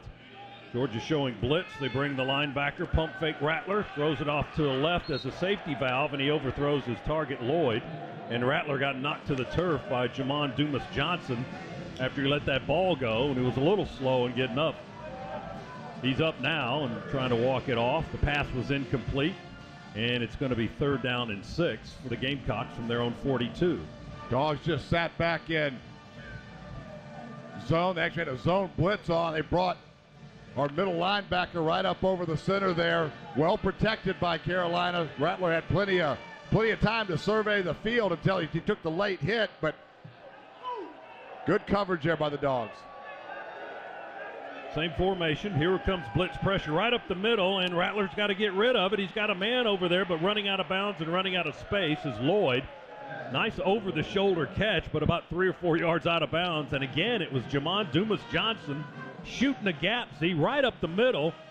South Carolina's offensive line has no answer for him, and Rattler had to backpedal about 7 or 8 yards and throw the ball up in the air. Yeah, Rattler was on full retreat there. Pretty accurate football for how fast he was having to be in retreat. Good coverage there, though. Force the receiver out of bounds. The Dogs once again hold and get a chance to add a little bit more damage. Good blitz pressure by the Dogs. Kroger kicks a low wobbler. It's going to bounce on about the 22, and McConkey falls on it. I think it hit a Georgia player, and then South Carolina went diving on it. It was a low wobbler ball that bounced and skidded across the turf. It may have hit one of our guys, but McConkey was alert and jumped on that football, recovered it at the 12-yard line. Boy, heads-up play there by McConkey. Nice job jumping on that football. Dogs ball and a timeout here in steamy South Carolina. 11:02 to go, third quarter. Georgia 31 And South Carolina, why the governor's office of highway safety says drive sober so you won't get pulled over. Well, the Dogs came out with a fortunate break there on that low line drive knuckleball type punt that skidded off the turf. It hit Kamari Lassiter as he was trying to block for the return man. McConkey hit him in the backside and deflected off his body, and then Ladd McConkey was left to dive on it and keep the ball in Georgia's hands. 46-yard punt is the final tally on it. No return, but McConkey wisely and alertly was able to recover that football, but Georgia in a bit of a hole back on the 12-yard line. Dogs 31-0. Handoff straight up the gut with Kendall Milton. And he crosses the 15, then hit low around the 17-yard line by Emanworry, who was shaken up apparently earlier, but is all right to go back in and make contact with Kendall Milton after that carry for 5 yards to the 17. Well, the Dogs right now up front just has got this Carolina defensive front on skates. Every time we want to run the football, looks like we can get 5 yards. Here we go again. Milton will try to get 5. They latch on to his leg outside on the far side of the field around the 19. He tries to drag a man across the 20, and they'll spot him, I think, around the 21. That's 4 yards, and that was Emanworry again, the freshman from Irmo, South Carolina.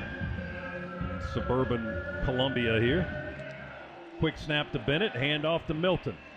Runs into the gap, runs with his head down, and he had a little bit more space to his left, but he had his head down trying to run in there behind blockers, but he did get the first down, and he picks up yardage to the 24-yard line. So we got 3 and a first down. That's a Scana Energy first down. If Kendall had his eyes up, he might have been running a little bit longer after that play. Empty set for Georgia on first down. Pressure against Bennett forces him out of the pocket. He rolls to the right and throws on the run. A little short pass from about 7 yards ahead to Kendall Milton, who collapses on the turf to make the catch at the 29-yard line. He got 5 out of that. We go empty set. Carolina brought their Mike linebacker on pressure. That's what forced Stetson out of the pocket, but calmly able to survey the field and just dump it off to a receiver he had out in the flat for a 5-yard gain. It's either way it's going for us today. You know, if Carolina's running that, that's a throwaway by Rattler, but we end up getting 5 yards on that type of play. No doubt. Here's Dejon Edwards through traffic, bouncing off body, still upright across the 40 and out of bounds into the Carolina sideline at the 45. He was low, had the ball protected, ran right through about 4 or 5 Garnet jerseys. Birch and Rice converged from each direction. They hit him, couldn't get him down. Emanworry finally had to make the tackle downfield at the Carolina 47-yard line, an 18-yard run for Dejon Edwards and a Scana Energy first down. Dogs just too physical right now. Dejon Edwards, great job, able to bounce that outside, running through tackles. You're starting to see that as this game progresses, as we just wear down, or we're wearing down Carolina. Missed tackle on Brock Bowers, missed tackle on Dejon Edwards. Ball's on the 47 for Georgia, our own. Bennett with a play fake, sets up the throw. Wide open is Bennett, caught at the Carolina 40 to the 30, 25. Breaks away from a leg tackle, but he got enough to stumble him down at the 18-yard line. Kendall Milton is the guy that made the catch. And then tackled down at the 18 by Kawan Banks. So it was Milton wide open around the 40-yard line. Bennett found him easily.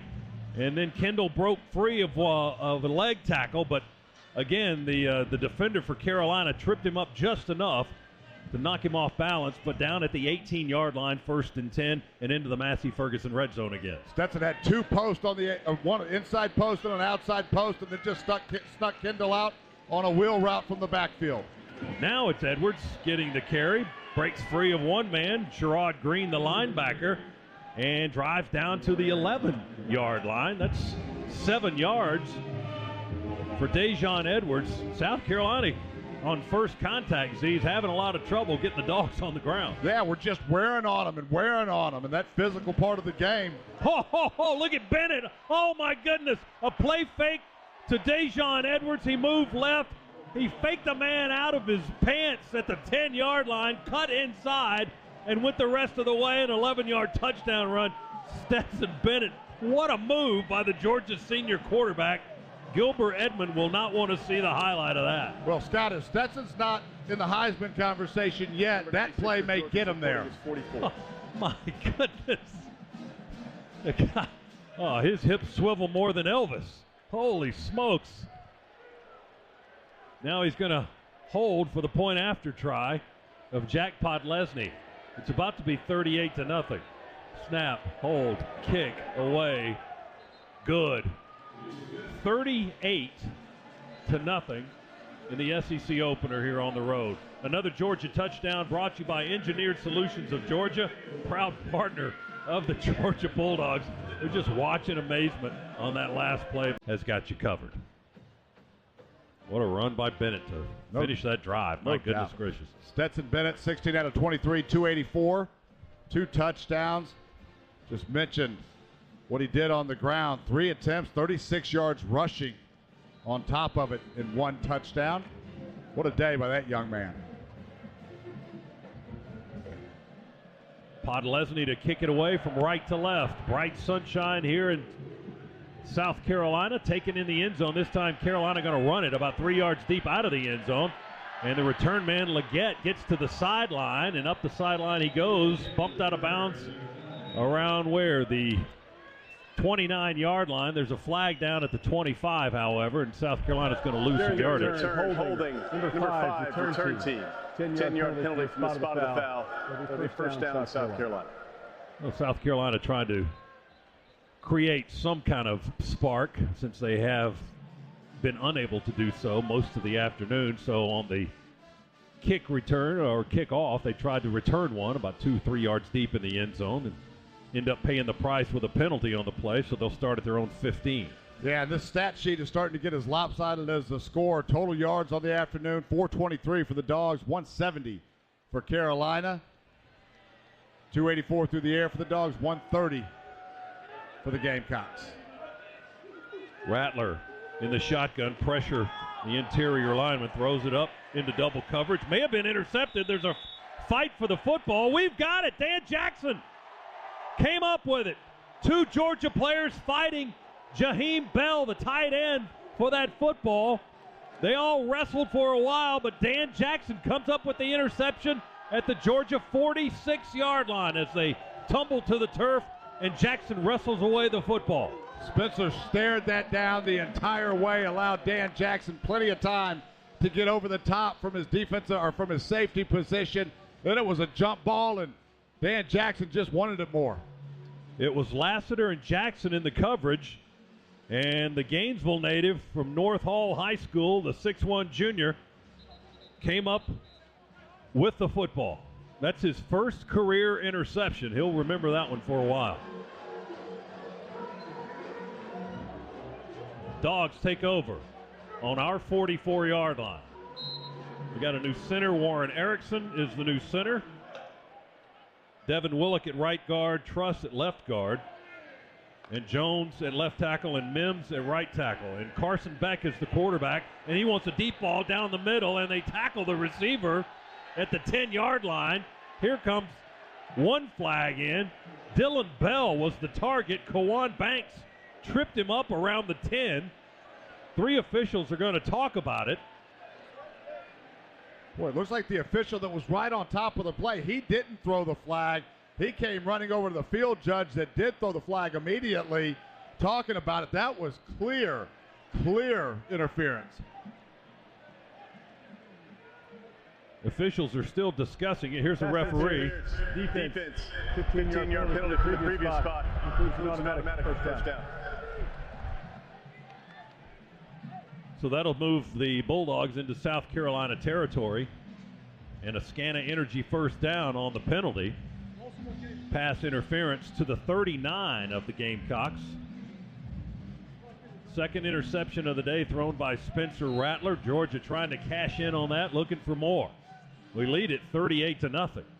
Carson Beck's in the game at quarterback, the Jacksonville, Florida native. Branson Robinson, the freshman, gets his first carry. He angles to the left with some speed and bulk, and he drives across the 30, drags a man into the Carolina sideline at the 29. That's Nick Emanworry. He's going to sleep well tonight. He's been all over the field making a lot of tackles, most of them in the secondary. Boy, great burst there from Robinson to gain the edge, get outside. He is a powerful, powerful looking runner. 1st and 10, Georgia. 11 yards on the run by Robinson. Now Beck will go under center. Dejon Edwards is in the game as the lone setback. Erickson, the center, and Beck, the quarterback. Play fake. Carson sets up on the hash, throws for the end zone. Wide open. Touchdown, Oscar Delp, the freshman from Cumming, Georgia. Reaches up high and catches that ball for his first score. Boy, the depth of this tight end room, we've just been talking about it over and over again. The mismatches that creates.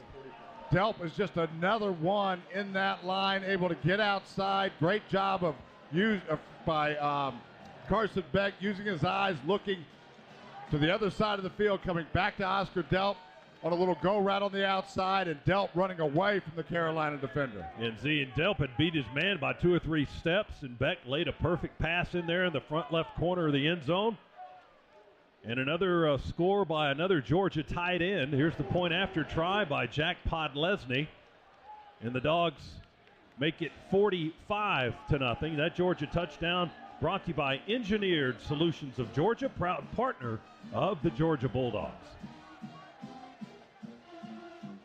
Been quite a performance this afternoon by Georgia from the opening whistle. Dogs have been sharp, and maybe the most promising thing is you can just see now the growth of the defense. Even after the first game when the Dogs played Oregon, where you could tell there were some areas for growth. Right now, obviously looking at it through a very critical eye, but areas for growth on the defensive side of the ball. Today we have been sound and sharp everywhere. We're in the right spot, taking good angles, playing in a very physical manner. Been a lot of fun to see. Well, Kirby's plan is being executed. Leave a mark and make them quit. Make them want to quit. Check. It's 45-0. 6 minutes to play in the third quarter. The Dogs cash in on the turnover after the interception by Dan Jackson. They go 54 yards in 2 plays. Carson Beck, a 28-yard touchdown throw to Oscar Delp.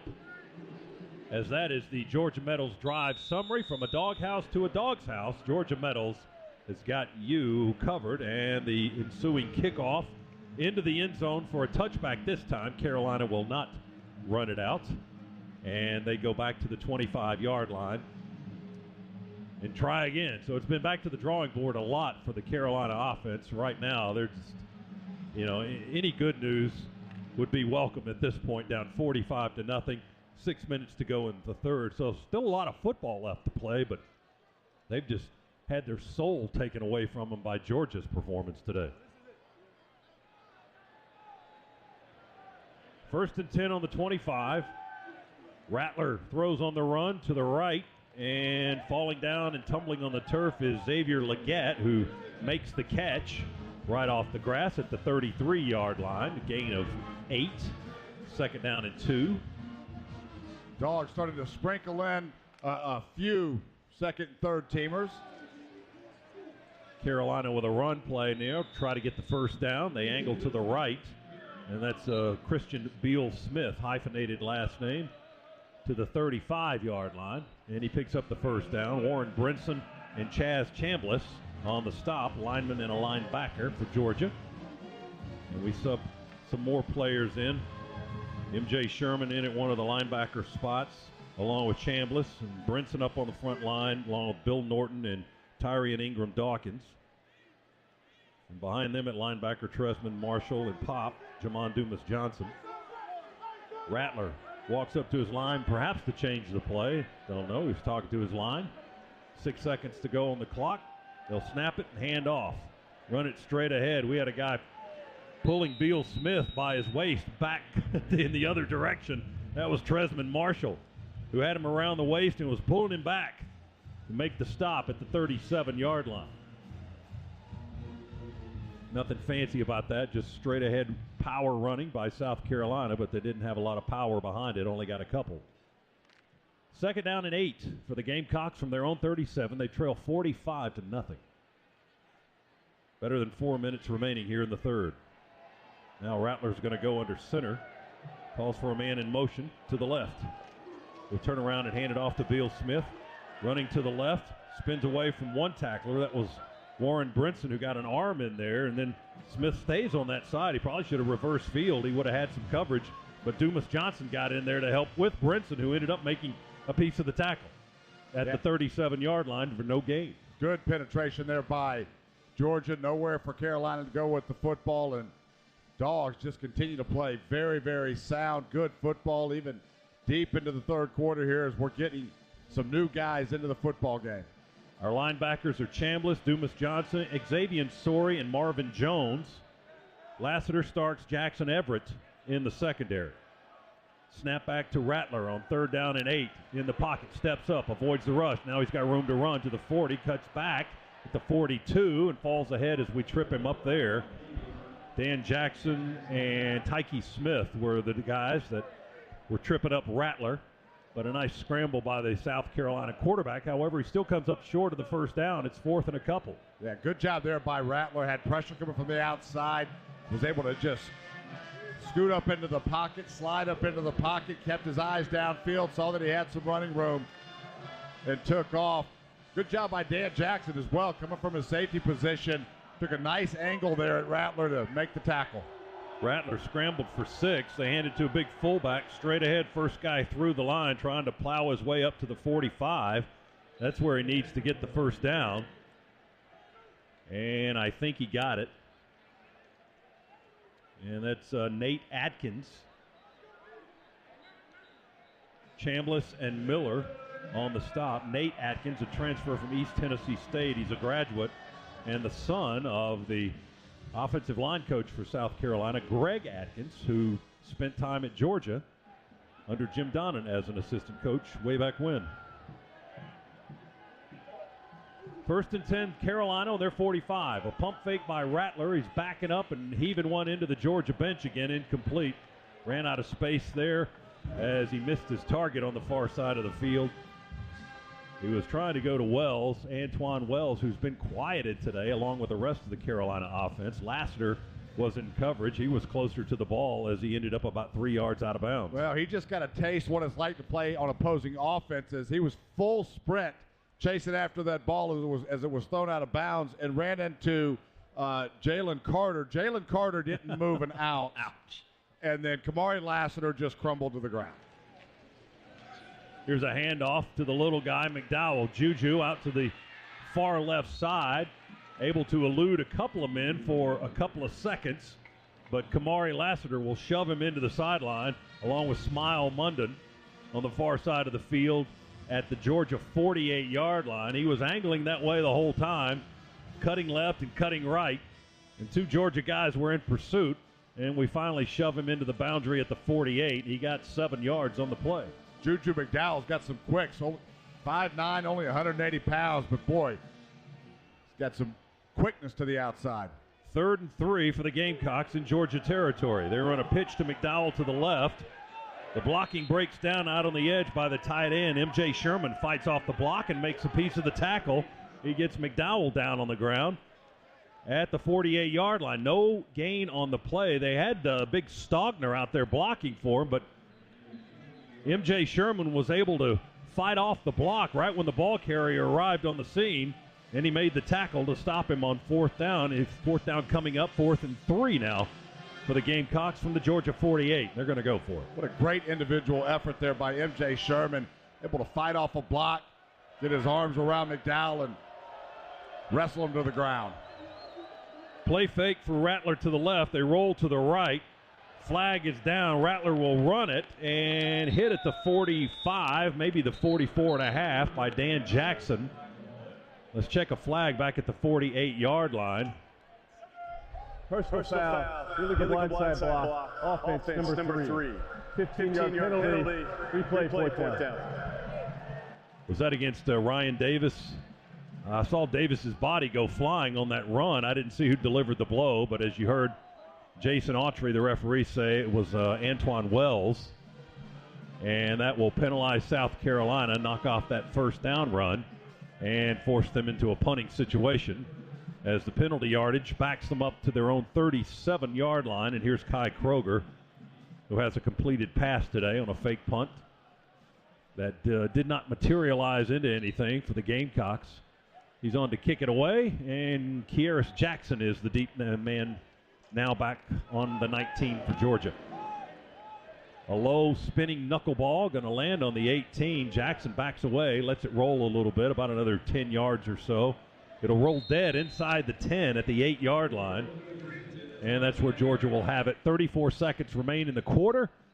And Georgia up 45-0. That was a 49-yard punt. 49.5 yards on that. Down to the 9. Hey, let's take a look at the Meriwether and Tharp scoreboard. Meriwether and Tharp, the Atlanta divorce team. We've got Missouri leading Abilene Christian now 31-10. A lot of early games, well, a handful of early games anyway. Nothing really outstanding jumping off the page. Oklahoma's clobbering Nebraska, as everyone probably expected, 49-7 in the third. Michigan 45-0 on Connecticut in the third. And Kentucky shutting out Youngstown State 28-0 there in the third. And it's a shutout here so far. 45-0 Dogs lead late in the third. From our 9, snap back to Beck. He's going to hand it off to Branson Robinson, the freshman from Canton, Mississippi. He'll angle right at right tackle and right guard across the 15-yard line up to the 19, close to the 20, before Nick Emanworry makes another tackle for South Carolina. And that may be the last play of the quarter. The Dogs will head to the sideline and let the clock wind down. Final 12 seconds will escape the clock here in the third quarter, with Georgia in complete control and undeniable domination today. 45-0 as we go to the fourth quarter with the Dogs up big. Our second half today brought to you by First Franklin Financial. Visit oneffc.com to learn more. Well, we've learned a lot more. Are putting a whooping on the South Carolina Gamecocks and Sir Big Spur.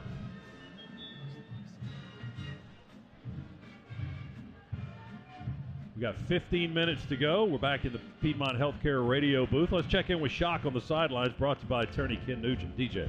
Fellas, I really thought it was going to be 12 minutes on the clock, I'm just saying. But I asked Stanton about the touchdown run, and I said, why'd you pull it? He was right there. He said, I knew I could beat him, and those guys were really laying down already, so I knew it was going to be a good play. Oh, man.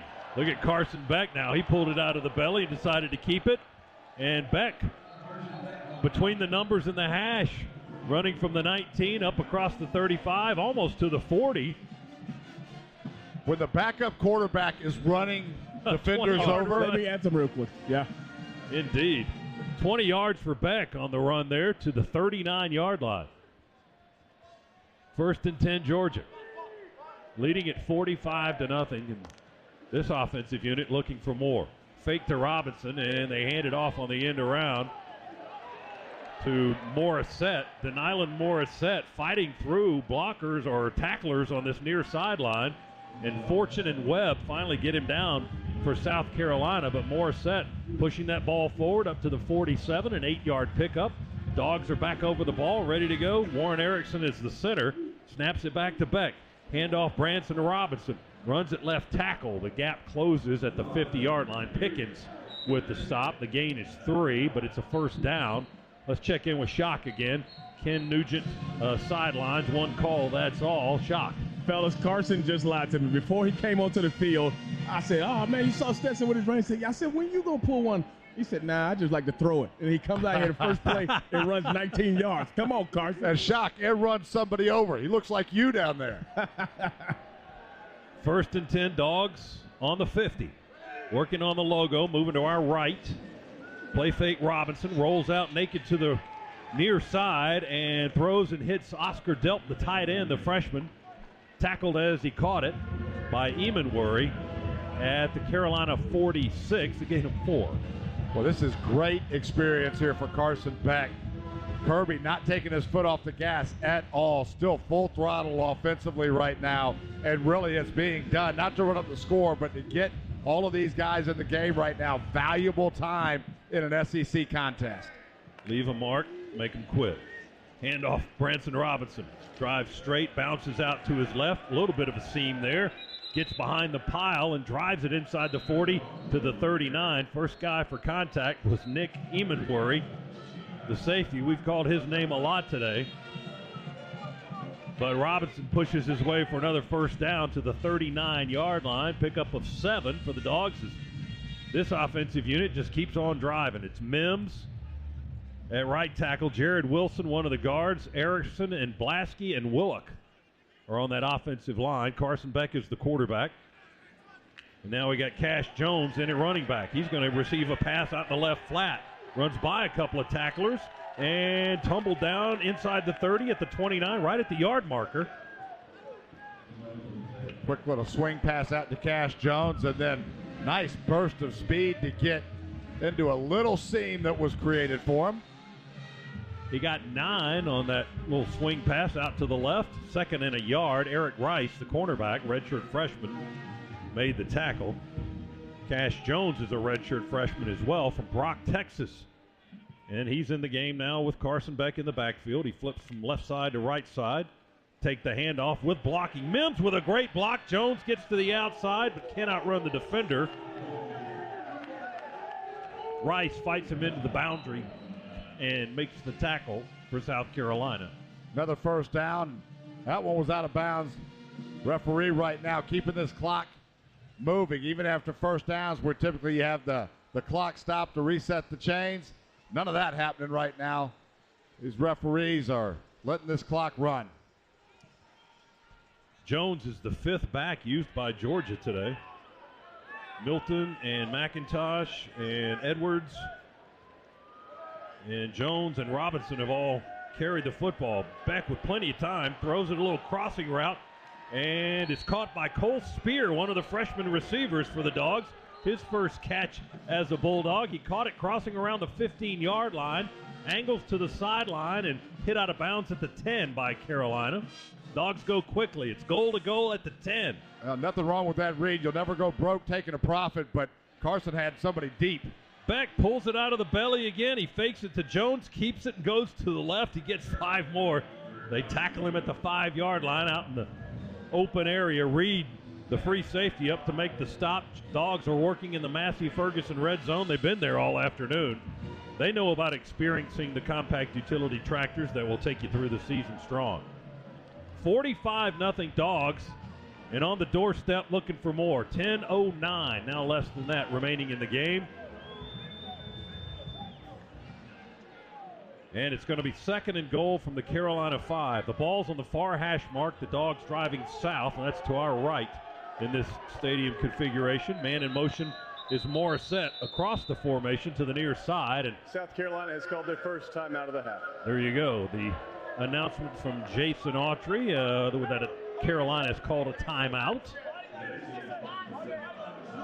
And we will call a timeout as well. Our second half is brought to you by First Franklin Financial. Visit 1ffc.com to learn more. Georgia 45, Gamecocks 0. And the Dogs looking for more when we come back on the Bulldogs Sports Network. Quickly, 10 seconds station identification on the Bulldogs Sports Network.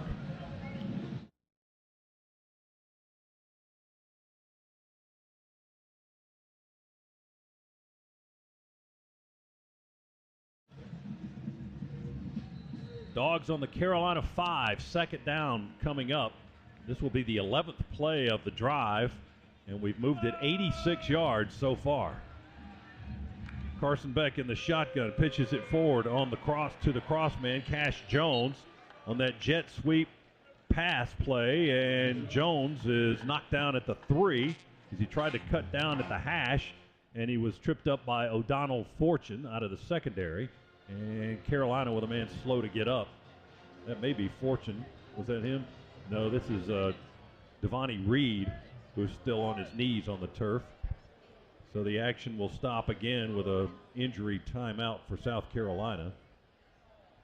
It's going to be 3rd down and 3 to go for the Dogs as we got 2 yards on that little forward pitch from Beck to Jones. Georgia fans, Bulldogs football is brought to you in part by Dos Equis, a proud partner of Georgia Athletics. So get a dose and enjoy Dos Equis responsibly. Now Reed, the graduate from Detroit, Michigan, transfer from Central Michigan, is up and walking off with his helmet cocked back a little bit under his own power. However, he's walking to the sideline. Dogs ball just inside the Carolina 4. 3rd down and goal from that spot on the field. Dogs break the huddle. Robinson in the backfield. We've got 2 tight ends to the right, Delp and Seether. And Morissette will go in motion to the left in front of Beck. Erickson, the center, going to snap it back to Beck. Looking, throws it into the end zone, and caught and then dropped. Denylon Morissette had it in his hands. Beck put it right there on the spot, and the freshman couldn't hang on for his first score. It's incomplete in the back right corner. Great read, though, by Carson Beck. Able to stay patient, survey the field, and deliver the football perfectly. So you can get a little antsy at this part of the field as a quarterback wanting to rush it a little bit, but stood in the pocket, calm, cool, collected, delivered a strike. Should have been caught, but well done by Carson. Definitely should have been 6 as Morissette had it in his hands. He brought it down, and it hit his knee as he was still trying to run it and protect the football, and it bounced away out of his hands at that point. So we'll try for 3, and Jared Zirkle will kick this one up and through on a short-range 21-yard field goal from close to the near hash, kicking to the right, and Zirkle's got his first field goal as a Bulldog. Zirkle, a sophomore from Texas, delivers with a good kick, and the good hands at Allstate will contribute to the Bulldogs General Scholarship Fund with that good kick. Thank you. Dogs 48, Gamecocks nothing. Let's hit the Georgia Metals drive summary. A 13-play, 6-minute and 37-second drive that covered 88 yards. Dogs missed an opportunity for a touchdown, a drop by Denylon Morissette, but Jared Zirkle comes in and converts a 21-yard field goal for the 3 points to make it 48-0. That's the Georgia Metals drive summary. From a doghouse to a dog's house, Georgia Metals has got you covered. And now Zirkle will get to kick it away here late in the ball game for the Dogs from left to right. Teed up high on the 35. He booms this one away. It will sail deep into the end zone, and another touchback as we watch from the Piedmont Healthcare radio booth high above the field here at Williams-Brice Stadium. I think if you were with us earlier, we're about 5 stories up in the sky here at this big structure. All Bulldogs today. No questioning by this effort who the #1 team in the country is this afternoon. 48-0. Yeah, just have dominated from the opening kickoff. It's been a suffocating defense. Offensively, everything that we have run, we again, there's so many matchup problems that opposing defenses have. You can just hit them from so many different angles. Luke Doty is the new quarterback for South Carolina. He rolls to the right and hits Marion Brown, a 5'9" senior from Tampa, on the near sideline for a big gain up to midfield and to the Georgia 49-yard line. 26 yards on the first pass of the game from Luke Doty, a junior from Myrtle Beach, South Carolina, who played quite a bit last season for the Gamecocks, but is playing behind Spencer Rattler now. South Carolina with a 26-yard pickup. Coverage bust there by Georgia. Don't see that very often. We're obviously deep into our roster at the moment. Doty under center will turn and stretch and hand it off to Juju McDowell. And the little guy tries to shake his way free on the left sideline, but nothing doing. Dogs wrap him up with Dalen Everett, a freshman corner from Norfolk, Virginia. Played it well, stretched it out all the way to the sideline. And McDowell, not a whole lot of room to work with. He got a yard. 2nd down and 9 from the Georgia 48 now. Good job there by Everett, staying at home, keeping contained, not letting McDowell get outside of him. McDowell, a sophomore from Bainbridge, Georgia. Now they split the backfield with Doty. He'll fake the handoff right, keep it, run behind one of his big blockers, and angle into the sideline Shoulder padded into the boundary by Everett again as Doty knocked out of bounds right around the 41-yard line. He got 7 yards working at the 41 of Georgia. They'll put it closer to the 40, so he almost got 8. It's going to be 3rd down and about 1.5 yards to go. Yeah, nice job there by Everett. We are losing contain from a defensive end position. A couple of plays in a row there, allowing Carolina to get outside. Doty takes the snap, hands it off to McDowell. A hole at right guard, and McDowell hits it nicely. Runs down inside the 35 to the 33. Piled up there, led by Marvin Jones, a freshman from Sunrise, Florida, for the Bulldogs. So the ball's on the 33. 7 or 8 yard pickup for the Gamecocks, and they've got a 1st down, and they are steadily moving to football here on this possession late in the ball game. Out of the I formation. Doty from under center, hands it off to McDowell. Starts left, veers back right, and tripped up by Ryan Davis, the junior linebacker from Apopka, Florida, at the 29-yard line. 4 more yards for little McDowell. 2nd down and 6 for the Gamecocks. They snap it quickly, and the ball gets on the turf, and McDowell quickly falls on it to cover it up, and they blow the play dead at the 33, 32.5-yard line. That football was snapped, and I don't think Carolina was ready for it to be snapped either. You had a couple of guys moving, everybody else still in their stance. Now Georgia will take that opportunity to sub some fresh bodies into the ball game. Bear Alexander, Michael Williams, and Jalen Walker check into the ball game. 3rd down and 9. Carolina with a sizable, significant loss on that play. Snap back to Doty in the shotgun. He'll throw it. Caught by McDowell out in the right flat at the 21. He's running away from people down to the 11-yard line.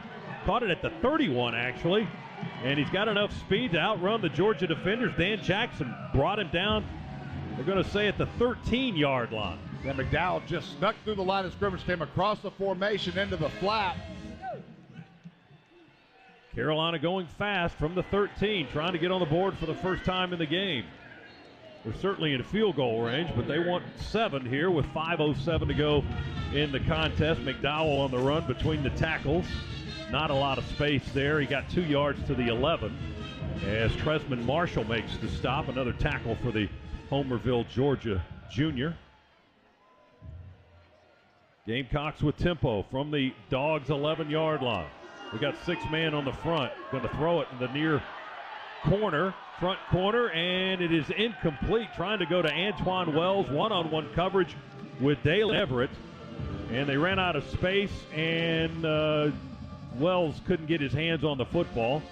It's an incomplete pass on the left side of the end zone, and it'll be 3rd down for Carolina now. Ball back on the Dogs 11. Everett pushed Wells right into the sideline. Nowhere for Doty to throw that football. Wells has got to push his stem inside to give the quarterback room to drop it in the bucket. Doty 2 out of 3. First passes he's thrown in game action this season. Here comes pressure right up the middle. He throws it. It's picked off. Tresman Marshall threw it over the middle. The linebacker picked it off. And that interception was really caused by the linebacker, Ryan Davis, and his pressure on Doty. The Dogs with another interception. Tresman Marshall picked it off and tumbled down at the 9-yard line. It's the Dogs' ball. We keep them off the board, and we got a timeout. 4:33 to go in the game. 48-0 Dogs. Our second half is brought to you by First Franklin Financial, serving our neighbors since 1941. Back in a moment. Bulldogs Sports Network. A tip from the Gamecocks and leave them off the scoreboard. Yeah, it did. This is a common script that we have seen over the past couple of years now. You get deep into football games, and the pride that those guys on the 2nd, 3rd, and sometimes 4th teams have in keeping opposing teams out of the end zone. 3rd quarterback of the day for the Dogs, Brock Vandegrift, is in the contest. He'll take the shotgun snap, hand it off to Branson Robinson. Not a lot of blocking by the Dogs as our 22 is tackled by their 22 behind the line of scrimmage. Robinson dropped for a 2-yard loss back at the 7-yard line.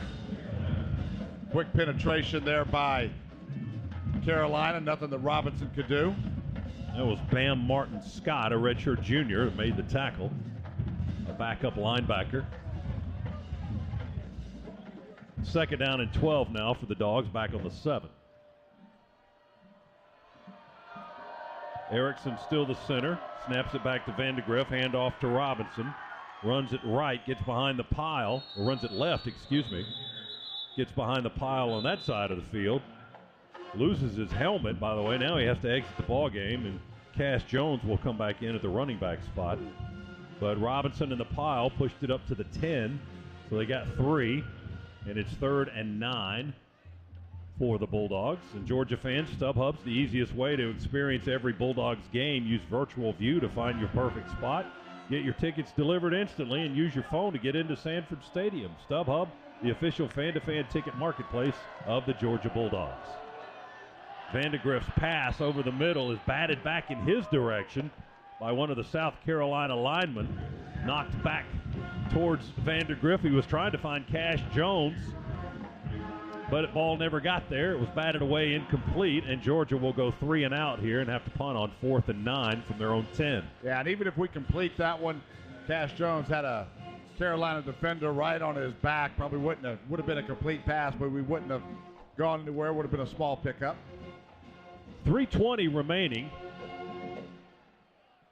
And Brett Thorson in the end zone to kick it away. Josh Van is the deep receiver. Thorson will boom this one high, long, wobbly, hanging kick. Van takes it back on his 34. Makes one man miss to the 40, angles this way to the 45, and run out of bounds, crossing midfield at the Georgia 45-yard line by Dalen Everett. So a long, nice return by Josh Van, the veteran for South Carolina. The Gamecocks will have the ball down 48-0 with 3:04 to go. When we come back, a timeout here in Columbia. Our second half today brought to you by First Franklin Financial. So like everyone else, Georgia's been able to run the football against the South Carolina defense, and they have done it with a lot of people. Let's see. 1, 2, 3, 4, 5, 6, 7, 8, 9, 10 different players have touched the football on a rushing play today for Georgia. Carolina at the 45 of the Bulldogs. 1st and 10 there after the Josh Van punt return.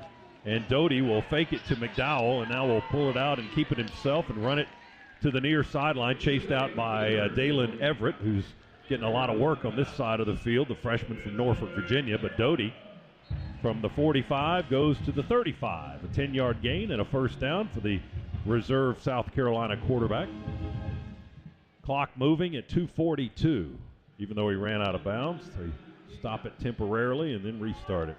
It's the small things that you look at in a game like this, but Juju McDowell really, really impressive right now.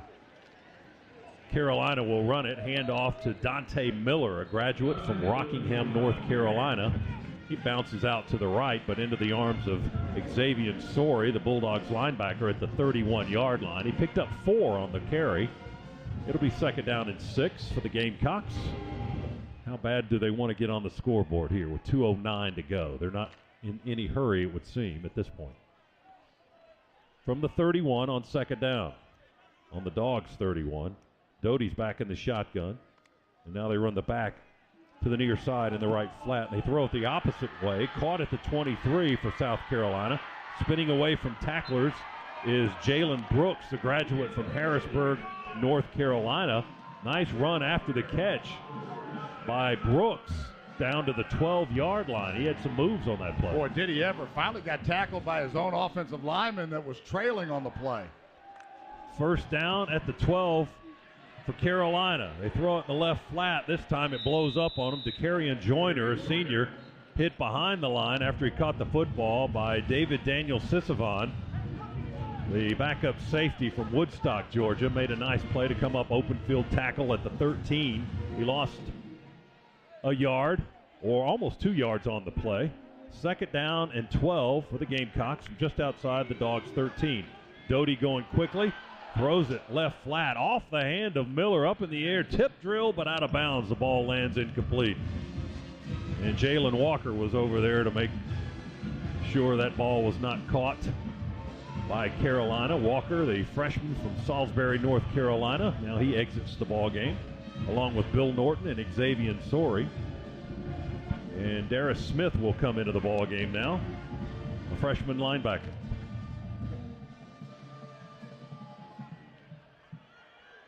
Third down and almost 12 for the Gamecocks, just outside the Dogs' 13. Doty goes with an empty set, 3 receivers right, 2 left. Doty looking right, pressure from behind, throws it into the end zone and caught. Backpedaling to the back left corner as they shoot off the fireworks. They've been waiting almost 60 minutes to do that. They finally shoot him in the air because Carolina gets in the end zone with a touchdown with 53 seconds left. Trayvon Kenyon caught it backpedaling in the far right corner of the end zone on the throw from Doty. Yeah, it was a little pick route that we got caught up in, and that's what created the separation. And too bad for this unit of the Dogs giving up the first touchdown of the year. It was going to happen at some point. And the students that remain for South Carolina, they have trouble with the spotting of the football, but Mitch Jeter able to boot it up through for the extra point good anyway.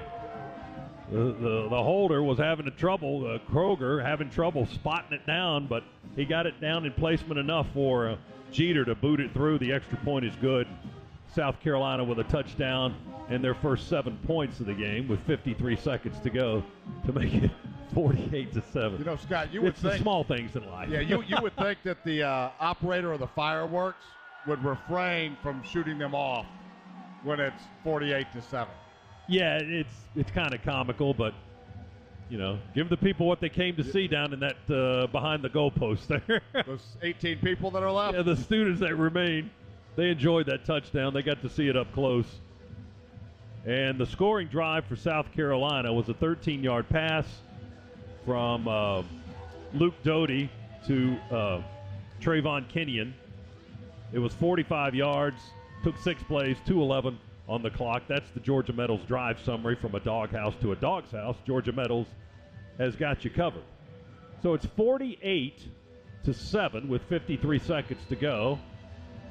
Now the biggest win in Georgia history in this series was 40 points. It was 40-0 way back in 1894. So you talk about generational defense last year. This has been a generational, multi-generational performance in this series by the Bulldogs today. Boy, indeed it has on both sides of the ball, offensively and defensively. It was a full team performance. Ball kicked out of the back of the end zone by Jeter for South Carolina. Dogs will have it 1st and 10 at the 25 with 53 seconds to go. And South Carolina has 2 timeouts remaining. If you're thinking about that, Georgia has all 3 of theirs, but we're just going to take knees and force them to use them if they are so inclined. Yeah, in victory formation. That's it. From the 25, and it'll be Brock Vandegrift that takes the snap and take the knee. And Shane Beamer will not use his timeouts. This one certainly well out of hand, as it has been for a while. And the clock will tick down 40 seconds. They'll snap it one more time, and then that'll be it. And the Dogs and the Gamecocks will shake hands and depart ways, and the Dogs will go home to host Kent State at noon, another noon game next Saturday as Vandegrift takes another knee, and that'll kill it here with 20 seconds to go. The benches will empty onto the field, and Georgia is now 3-0. The number 1 ranked Bulldogs, the defending national champions, come in and spank the Gamecocks handily, 48-7.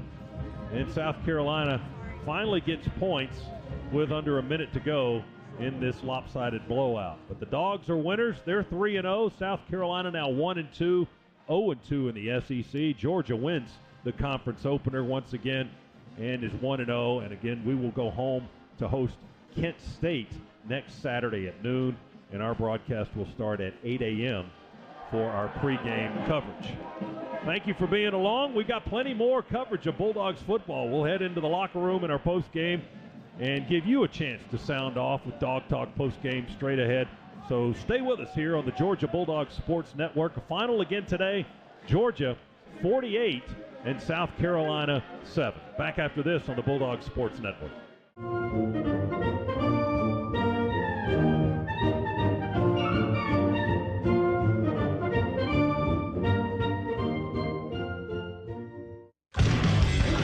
Georgia Bulldogs Sports Network. Welcome to the Locker Room Report, presented by Regions and the Governor's Office of Highway Safety. Today's show is brought to you in part by Regions.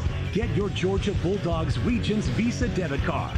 Visit regions.com/GoDogs to order yours today. The Governor's Office of Highway Safety. Drive sober so you won't get pulled over. Hotel Indigo. Visit hotelindigoathens.com to book your reservation today. Now back to the Piedmont Healthcare broadcast booth. Once again, here's Neil Hondo Williamson. So many superlatives, it's hard to know where to begin. Should we begin with defense or should we begin with Stetson Bennett? I'm going to say we're going to start out with the Heisman Trophy candidate, Stetson Bennett IV. Scott Howard, he did nothing to diminish his chances of moving up in the conversation today. No, he just he keeps putting the putting the pressure on you to start talking about him in the conversation. He guided Georgia to another win, impressive to say the least, in a conference game to win like this. And Bennett goes 16 of 23, 284 yards, threw a couple of touchdown passes. He ran for another. A really, really impressive 11-yard touchdown run by Stetson that showed off some of his skills. Yeah, you can't say enough about the decisions that he made and the plays that he made today. And, he had a lot of other guys around him making plays too, but Stetson was very impressive today. Yeah, no question about it.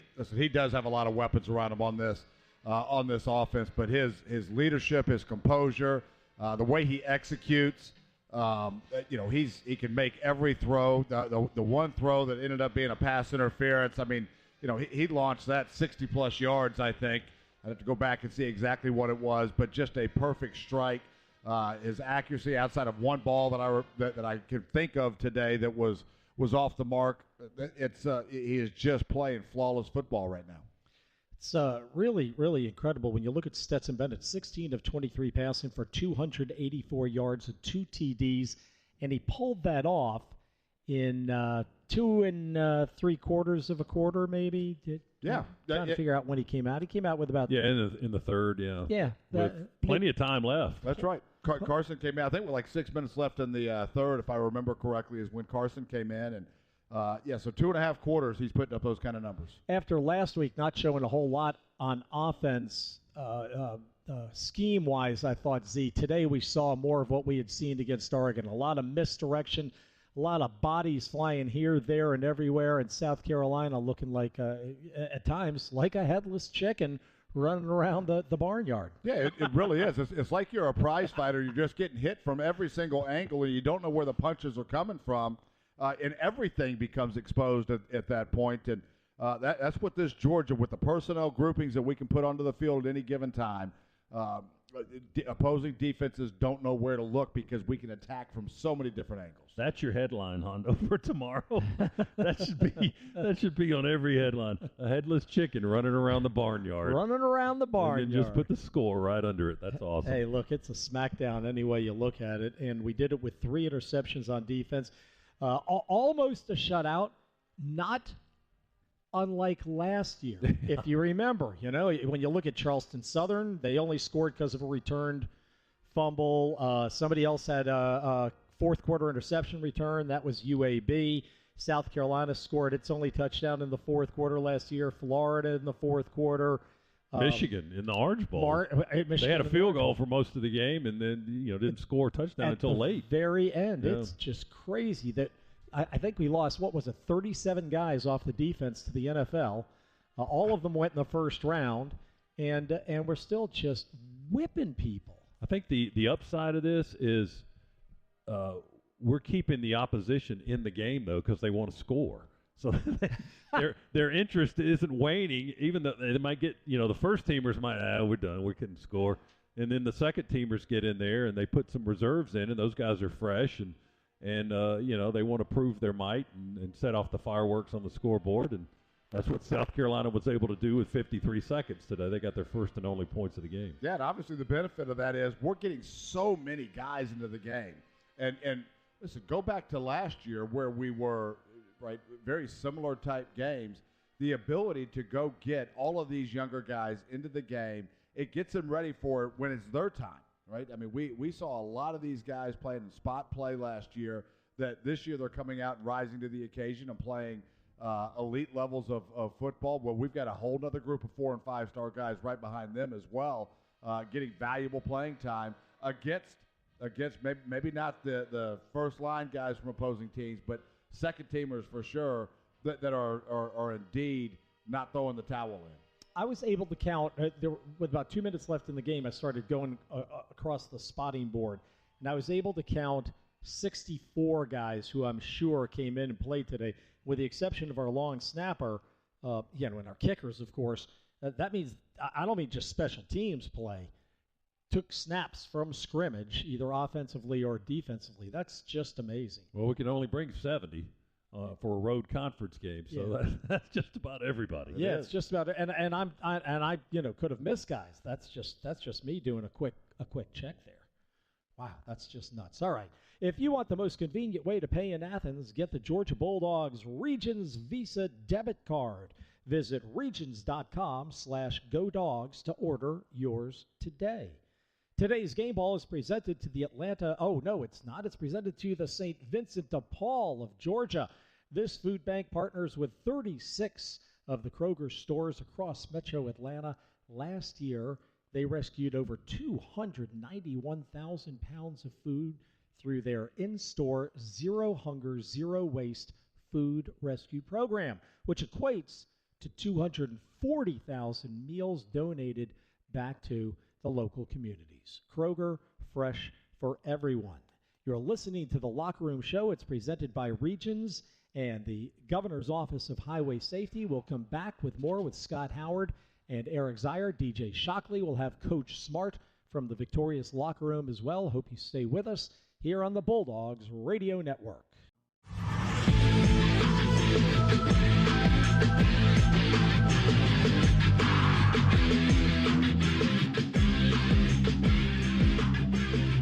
South Carolina today with 306 yards of total offense. 105 of those came in the fourth quarter, at least 105 in the fourth quarter. Yeah, more than that. 105 in the fourth quarter for South Carolina of their 306, and a lot of that was against the third stringers for Georgia, Z. Yeah, just going back to the Oregon game, we saw some things that defensively we need to work on and improve on, and we still had room to grow. Same holds true today. This defense is going to continue to get better and better, but you can see as we got into about the third series of this game, this defense started to just gain in confidence and start to pin their ears back and just get after it. The speed in which we're getting to spots, no mental errors, no mistakes defensively, and out of those couple hundred yards before all of our reserves came in, you had one 46-yard pass that was covered well, just a well-executed catch and throw, and then you had a fake punt that was in there as well that accounted for another 24 or 25 yards. So that's 75 of the 200 going into the fourth quarter. Defensively, it was our best performance of the year in the short season that we've looked at so far. And for South Carolina, they were playing in front of a Georgia home crowd almost the entire second half. When we tell you this place emptied out at halftime, just wide swaths of empty aluminum bleachers all over the joint. I even looked down underneath us here because we're on the home side here for South Carolina with the broadcast booth, and you could have shot a couple of cannonballs through this place and not hit a soul. But the good news is we won't have any traffic driving back to Athens and Atlanta. Yeah, it certainly thinned out, and people, I guess, were scrambling for air conditioning and maybe some more sunscreen or wherever the next party was at the half, because they decided to bail here, and maybe that was the wise decision. They didn't score until 53 seconds remained, and they weren't around to see the punching in the face still, so those folks got a head start at halftime. But just a tremendous performance by Georgia all around. We're talking about the defense, and three interceptions today, points after two of those, and and 6 tackles for loss. No sacks today, but still in the backfield making plays. I mean, Georgia had guys in the backfield on the exchange, the handoff exchange. We had guys making contact with their guys when they're getting the football in the backfield. So Georgia's doing a lot to disrupt the other team's offense, and we really saw that rear its head today. A 48-7 whipping here in Columbia. The Dogs over the Gamecocks. You're listening to The Locker Room Show, presented by Regions and the Governor's Office of Highway Safety. The Governor's Office of Highway Safety reminds you that the penalty for getting a DUI can cost up to $10,000. That's why the Governor's Office of Highway Safety says drive sober so you won't get pulled over. We've got Scott Howard, Eric Zier, your old buddy Hondo on the radio up here in the booth. Meanwhile, DJ Shockley waiting for Coach Smart, try to wrangle him so that we can talk about today's incredible win by the Bulldogs. Really, domination. I wrote down at one point, this is silly. I mean, it was silly, Scott, especially Stetson Bennett. Talk about the moves he made out of the backfield.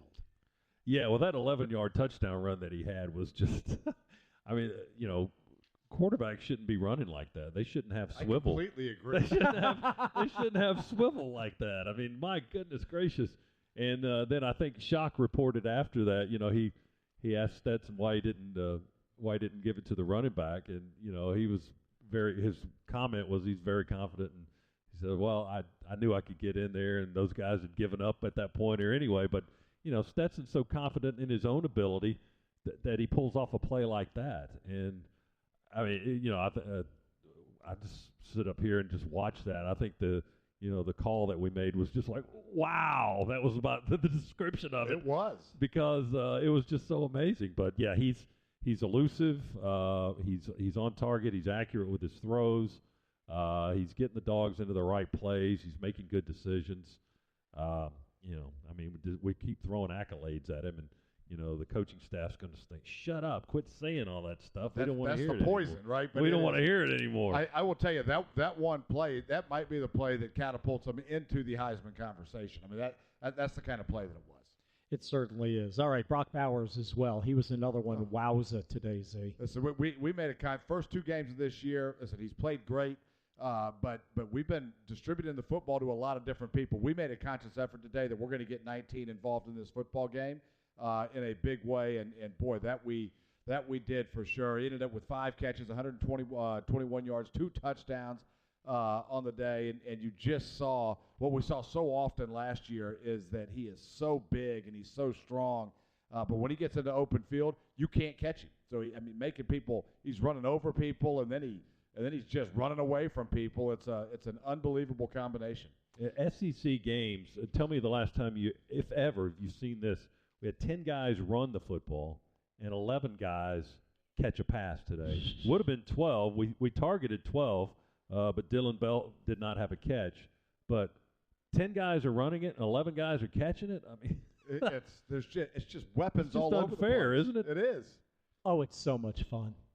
I mean, agreed. It is so much fun. Okay, well, they're telling me that Coach Smart is making his way in to join DJ Shockley, so we will take a quick break, pay some bills for our great Bulldog sponsors, as the #1 team in the nation certainly left a mark and made them quit today, as Georgia wins it 48-7 here in Columbia over South Carolina. The Locker Room Show presented by Regions and the Governor's Office of Highway Safety. Exclusive post-game comments in 2 minutes with Coach Smart on the Bulldogs Sports Network.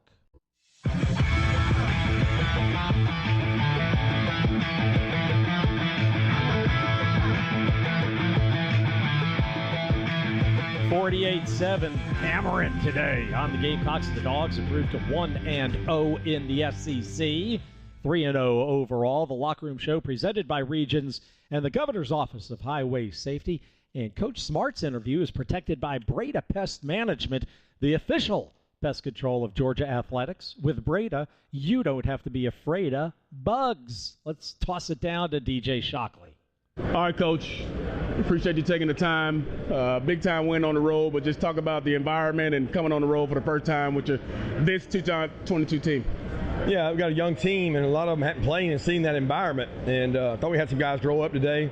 I thought Dylan Bell and Denalen made some mistakes, but they needed to grow up. I thought the offense really executed efficiently, did a nice job. Defense, bend but don't break again. We've been very opportunistic in terms of getting some turnovers after they've hit big plays. Offensively, you talked about the execution part of it. What did you like most? Obviously, I know red zone is a big part of it, but overall, what did you like about your offense today? Well, I like the fact that we executed well. We got explosive plays. I thought the offensive staff did a great job game planning. The things they expected to see, they saw. Got some explosive plays. And, if we can be explosive with our tight ends and our wideouts and Stetson's accurate, I thought we left some yards out there on some bubbles and things that he didn't hit, but we got better today. Up front, I always talk about the physicality being a big part of the game.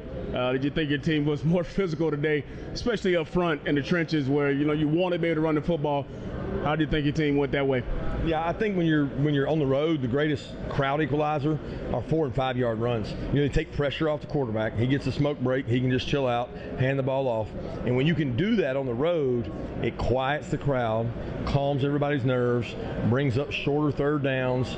That's big. So you're winning the line of scrimmage. Then defensively, you got to be able to do that as well. Now, they hit some runs on us, especially late. We gave up some runs to the quarterback, but I'm really proud of how hard our guys played and how each one of them buys in. On the offense side of the ball, you talk about a guy like Brock who had a big day. First couple games, it seemed like, he was involved heavily in the run game, but still doing a big part of it. But today found ways to get him the ball. How big was that for him? Big. I mean, he's a weapon. He's a talented weapon. Darnell's same thing. He and Darnell are unique, and they're so different. They complement each other.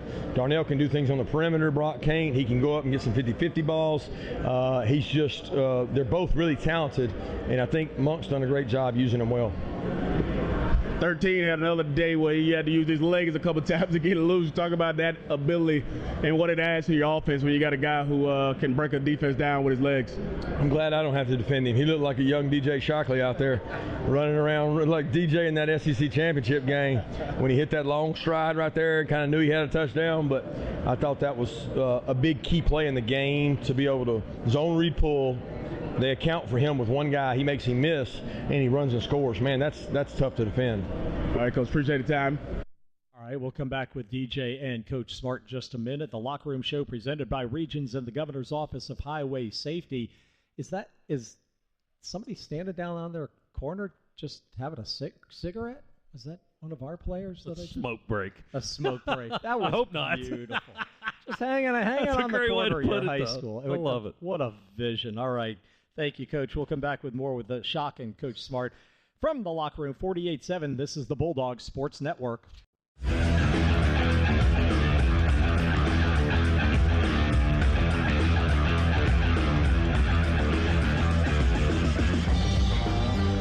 Your Locker Room Show presented by Regions and the Governor's Office of Highway Safety continues from sunny Columbia. Coach Smart's interview is protected by Breda Pest Management, the official pest control of Georgia Athletics. With Breda, you don't have to be afraid of bugs. Here's DJ Shockley. Shock. Back with Coach Smart here. Coach, let's talk about the defense side of the ball. I know you take pride in not getting any points on the board, but overall, when your defense comes in here and plays the way they did, how proud are you of that bunch? Well, they practice so hard. Defensive staff does a great job game planning. They're a tough prep because they have some speed on the perimeter. They're going to hit you on some plays. We talk about it all the time. Just get them on the ground, make them snap it again. We'll stop them the next time. And I thought that we executed well. I mean, we continue to play really hard and play fast. We got a lot of things to clean up, and we got some growing up to do, but I'm really proud of how they played. You had a couple guys who came in and played some big-time ball for you, but just in the first half, I think they were 0 on third down. How big is that for, to be able to get off the field on third down? That's huge. In these kind of games, the third downs are critical because you got to play another 3 snaps. So it's so hot that your conditioning level starts to affect you when you give up conversions. And when you get off the field, their defense is out there for all those snaps. Up front, you were able to get some pressure on Rattler. He was backpedaling for a lot of the ball games. Just talk about the guys being able to get pressure. Sometimes with just 4, getting pressure on the QB is pretty big. Yeah, mixing it up. I thought our guys had a good beat on run pass and cranking it up when it was a pass and anchoring in when it was a run. And that's big for us. Is can we affect the quarterback and can the back end hold up to allow the front to work? Now, they hit a couple big plays on the back end. I know that's something you guys definitely want to correct, but what did you see from the times when they were able to hit some plays on you going down the field? Yeah, they hit us. They hit us, I think, 2 big chunk plays that we kind of gave up. One, they just beat us on a 50-50 ball, and then some others we made plays on, but we responded. We went out there and stopped them after that, got some turnovers in the red area, and opportunistic stops are big. You also had some plays where you guys did make some plays on the ball. Malachi comes up with another interception. Actually, it was just a terrible throw, but he was able to find the ball. That's right. He felt the wheel route, and that was good instincts for him. And then he found the ball, and I'd love to see him go score there. All right, Coach, that other phase of the game, that third phase, everybody talks about the Beamer ball, and they was able to get one on you. What was the message when they were able to hit down the special teams? Well, we practiced that formation, and we didn't cover it. So they did a nice job, schemed it up, made a nice fake. They stole a possession on us, but, our defense had our back, and we talked about having each other's back, and I thought they went out and stopped after that mistake. All right, you got another one going back home in between the hedges. You got Kent State coming in town, but just talk about coming back home, playing in another noon game, probably be hot again, but the message to your team going back home. Keep getting better, man. We got these opportunities that are like golden nuggets, we call them, Monday, Tuesday, Wednesday. Take your golden nugget, find out if you can get better, make the bottom part of the roster catch up with the top part of the roster, and keep the top part going too, and you got something special if you can keep getting better. We got some really, really tough teams coming up. Kent State's the team that's already been on the road. I think played at Oklahoma and played them well early, so it's a team we got to get prepared for. All right, Coach. Appreciate the time. All right, shocking. Coach Smart with that look ahead, your Toyota look ahead. Visit your local Toyota dealers today. Toyota, let's go places. Kent State coming in for a noon kick, and then afterward that night, my favorite musical artist will be playing at the Georgia Theater. Right, so we're looking forward to seeing Lily Rose play the Georgia Theater after the Bulldogs take on the Kent State Golden Flashes. Final thoughts, gentlemen. Mr. Howard. I'm trying to write down all these expressions that Kirby's using. So the Golden Nuggets, I like that. They have Golden Nuggets. Last week, the defensive mistakes were called WTFs. They didn't have any WTFs. Not many today. Not many that you can point out. I'm sure they will in the film session when they break it down. But there weren't too many glaring of those today. Leave a mark and make them quit. That should be on a T-shirt for Georgia football, and Georgia definitely did that today. They left the mark. I don't know if they made them quit. The first teamers, they were out of the game when they finally scored, so the fresh bodies and the guys that wanted to get in there and get a few snaps, they still had some drive for South Carolina. They scored a late touchdown, but so did our guys. I mean, we had a lot of guys in there late defending the end zones for most of the game for 59 minutes and 7 seconds before South Carolina finally breached the goal line. So just a terrific performance by everybody that participated. Hondo said almost all 70 players played by his count. That's remarkable. I don't have any more accolades I can throw at this team after this performance, but boy, it was fun. It really was. It was a dominating performance in about every phase, outside of one special teams play, outside of that one play that I'm sure will be harped on. It was exactly as you draw it up. But offensively, I continue to be amazed at the number of weapons that we can go use to attack opposing defenses. And we've got a young defense, a talented defense that continues to grow. We are a scary team on the horizon for anybody who's got us on their schedule. All right, gentlemen, terrific job today, and looking forward to our talk shows, etc. this week. And then, of course, next week, game number 4 for the top-ranked Dogs. Stetson Bennett today, the leading rusher for Georgia, 3 carries for 36 yards and a touchdown. And if you haven't seen it, you're going to want to pull it up on YouTube or wherever you can, folks, because that is a nifty run. Stetson also 16 of 23 passing for 284 yards and 2 more touchdowns. Brock Bowers, the leading receiver, 5 receptions for 121 yards and 2 TDs. Brock also rushed for a touchdown as Georgia rolls to 547 yards in total offense today in the demolition of the poor South Carolina Gamecocks. 48-7, the final there. The Locker Room Show presented by Regions and the Governor's Office of Highway Safety. That's going to do it for us for today. Kevin Butler and Jeff Dantzler take your calls next. Tip the cap to our producer-engineer, Adam Gillespie, and our studio producer, Luke Ned Carney. Chris Schiavone is my co-spotter. For our play-by-play team of Scott Howard, Eric Zier, and DJ Shockley, this is Neil Hondo Williamson. Once again, our final score from Columbia, overwhelming. The largest margin in the series history. The previous came in our first meeting when Georgia shut out South Carolina 40-0. Today, we win it by 41. A 48-7 final. God bless you. Good afternoon, and go Dogs.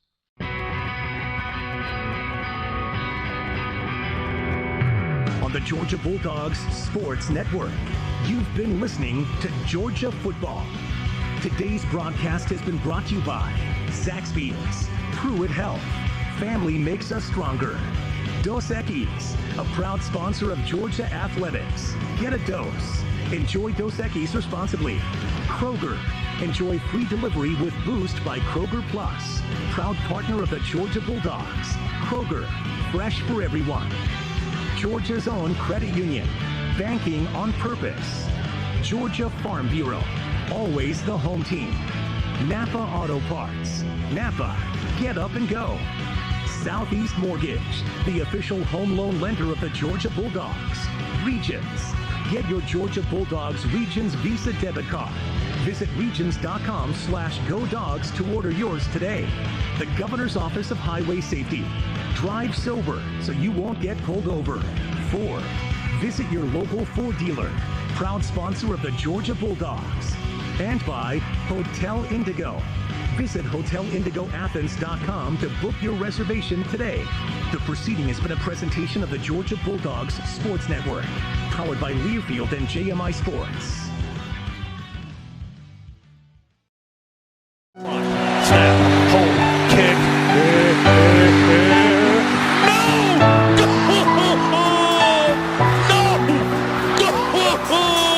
He missed it! Left! The bench explodes! 2 steps I take and calling out your name. I'm crying out again, it's never enough. Can I bring back better days? And now I see these walls closing in on me. Have been in here too long, must break and think. All this pain won't let me go. Take it away. Take it away. Getting older day. Take it away. I'm just singing away another day.